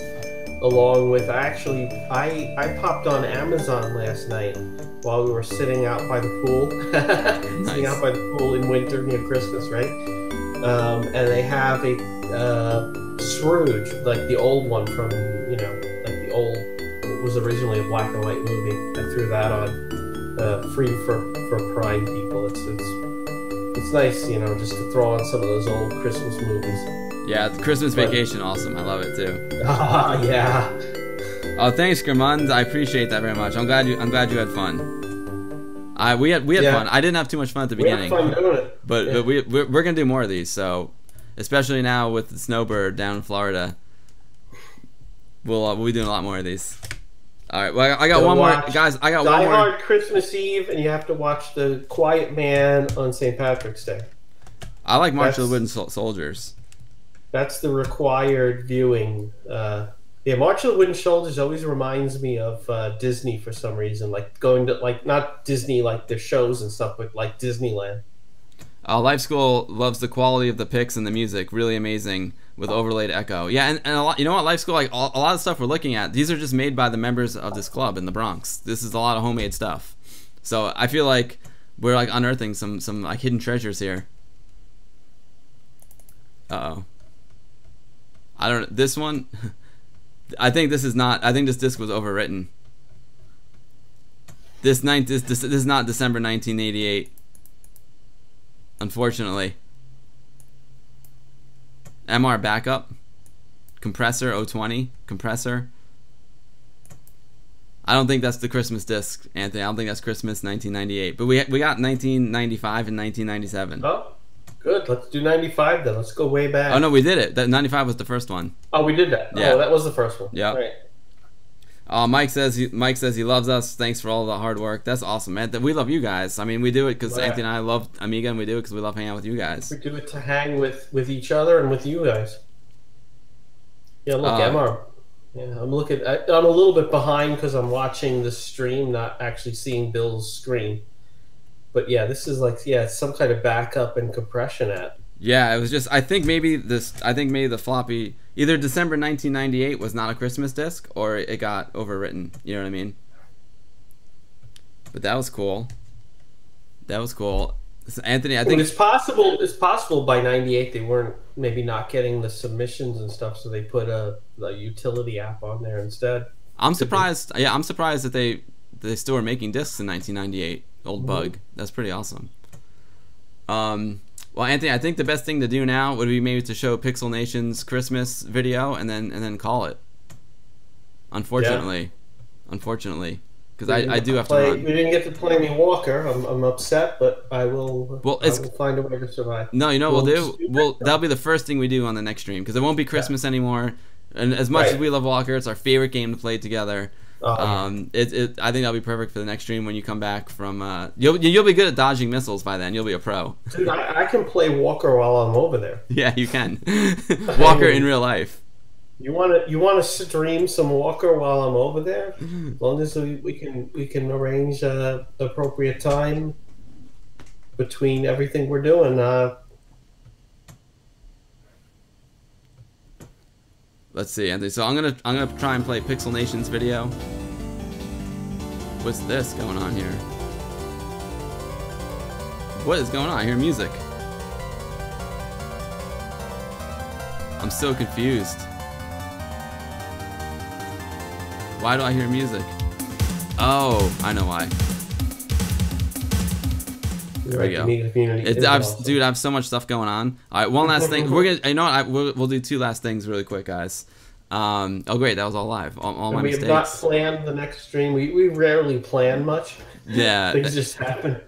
Yo, what's up, Andy? I don't know. I might do a quick stream over on my Twitch next week. We'll see. But I think our next stream will be as soon as you get back from Korea. You know, I'm wrapping it up, babe. I may try to do another Twitch stream between now and probably next week. Sweet. Just to try to do one more before I go. Nice. All right. Well, let's take a look. I'm gonna unmute this. Let's take a look at our main man. Like 2004, still using floppy disk. Oh, nice. Pixel Nation's up. This is our friend Pixel Nation. He made a Christmas video. Yes. I haven't seen this either. But we're gonna check it out. Check it out.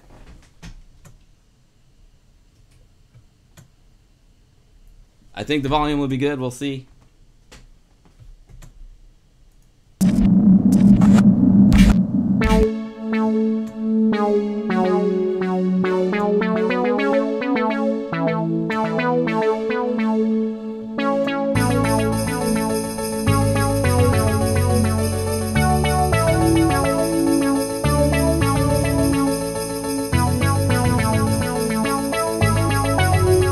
Oh, that's awesome. Look at the lemmings falling from the tree.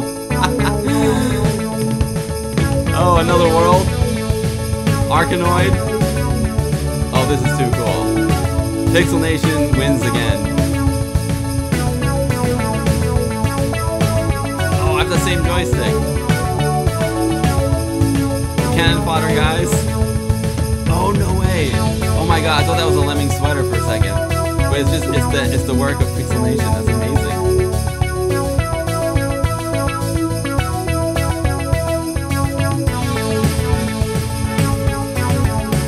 This is incredible.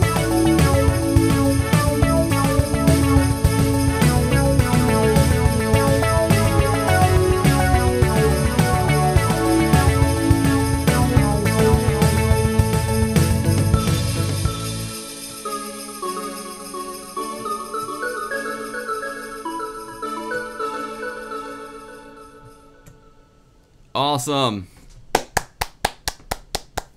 Animation by Pixel Nation. Music by my man Datke. Lots of Amiga love there. that was awesome. Oh, okay, suggesting the reason why I'm not clapping yet is because I'm still watching it. I'm a little delayed here. No worries, my man. Understood. That thing with the shirt. That was incredible. Amazing, because you can even see like the Merry Christmas looks like they fashioned the letters to look like they were up on the wrinkle. I thought it was a shirt at first. I thought it was a real sweater. Yeah, and then I saw it move. I was like, incredible. Nefers, he is so talented. Exactly. Roar Pixelation. Those guys are at the pinnacle of their power. Yeah, that was amazing. Making animations. It's just, this looked absolutely perfect. That was awesome. Pixel Nation's the man. That was so cool. All right, I think maybe we'll talk about one more thing real quick because I gotta go. But we do have a new regular episode of The Guru coming out. I think right now I got my eye on a target for January 2nd. So either the 2nd or the 3rd. Anthony, so while I'm getting on a plane, it's gonna drop like a brick. When do you leave? When do you leave? 2nd. You leave on the 2nd. Oh, maybe I'll drop it. I'll make sure I drop it on the 2nd then. Let's see what we got here. We got a few, we'll tease you with a few little BTS shots here. There's Anthony putting up our poster in this vintage TV studio. I know it's hard for Anthony to comment because he's on delay. He's on delay there. What else we got here? There's our TV studio that we shot our last episode in. There we are, broing out in the vintage TV studio. You might see a couple of Genlocks on that table. You might see a couple of Genlocks. They're a little hint as to what this episode might be about. Broing out. Good stuff. Geez, me up on a ladder is pretty scary. Yeah. This is, and there we are. There we have it. Awesome sauce. So there's a little tease. Stay tuned to the Guru Meditation here on YouTube. We got some really fun stuff happening. 2018 is gonna be awesome. 2017, I can't imagine how we'll top it, but I know 2018 will be just as fun. Yeah, this was super cool. I can switch back to the chat so I can see what's going on.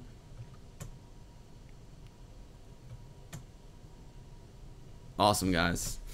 All right, Anthony. Well, we've crossed the 3-hour threshold, and unfortunately, wow. I gotta hit the road. I got some cooking to do. I got some eating to do, and getting ready for Christmas Eve. I mean, we gotta step it up next year. I mean, Johnny's making us look weak, so I think 3 hours is. We're just getting warmed up here. Yeah, we're just getting warmed up. Yeah. Well. Air Jerry, I wouldn't exactly call that pro setup, as you'll see in the video. So Stay tuned. I'm gonna try and drop it January 2nd. Basically, it's almost ready to go. I just have to do color correction on it. But I think I'm gonna shoot like a little bonus material where I give a detailed tour of the main device that we used in that video. I want to show you guys the inputs and the outputs of it. So close up. So maybe, but either way, I'll be ready January 2nd. So stay tuned. Electron Ash, thank you for hanging out. Thanks everyone for hanging out today. Thank you everyone. Yeah, man, this was a lot of fun. This was so much fun. I wish I didn't have to go. But I wish you didn't have to go either. But that just means stuff we can do next time. Go to the otherwise we'd run out of everything in one stream. We'd never have to stream again. Good point, SA. Good point. But this was a good test. Like I think it was successful. We know that we can rock this with you down south and me up north. So. This is the future. This is part of the future. It's not the future. It's part of the future.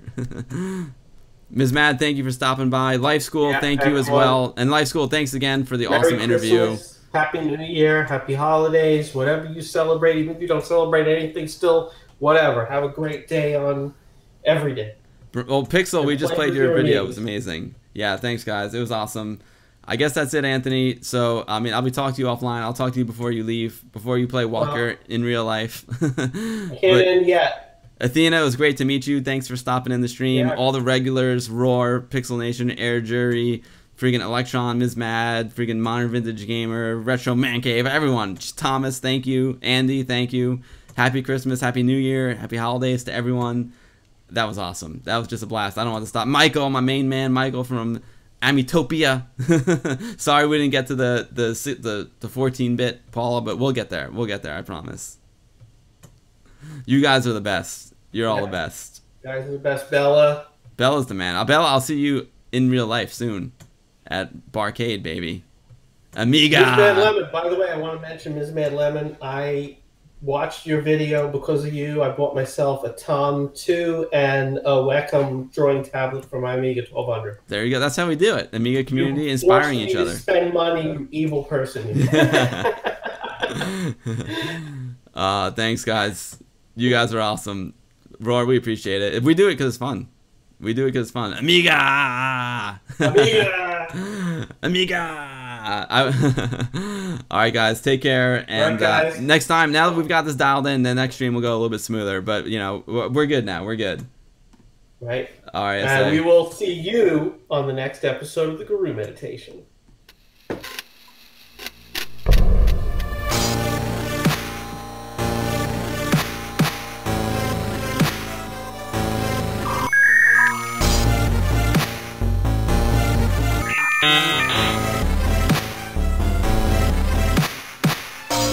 The Guru Meditation.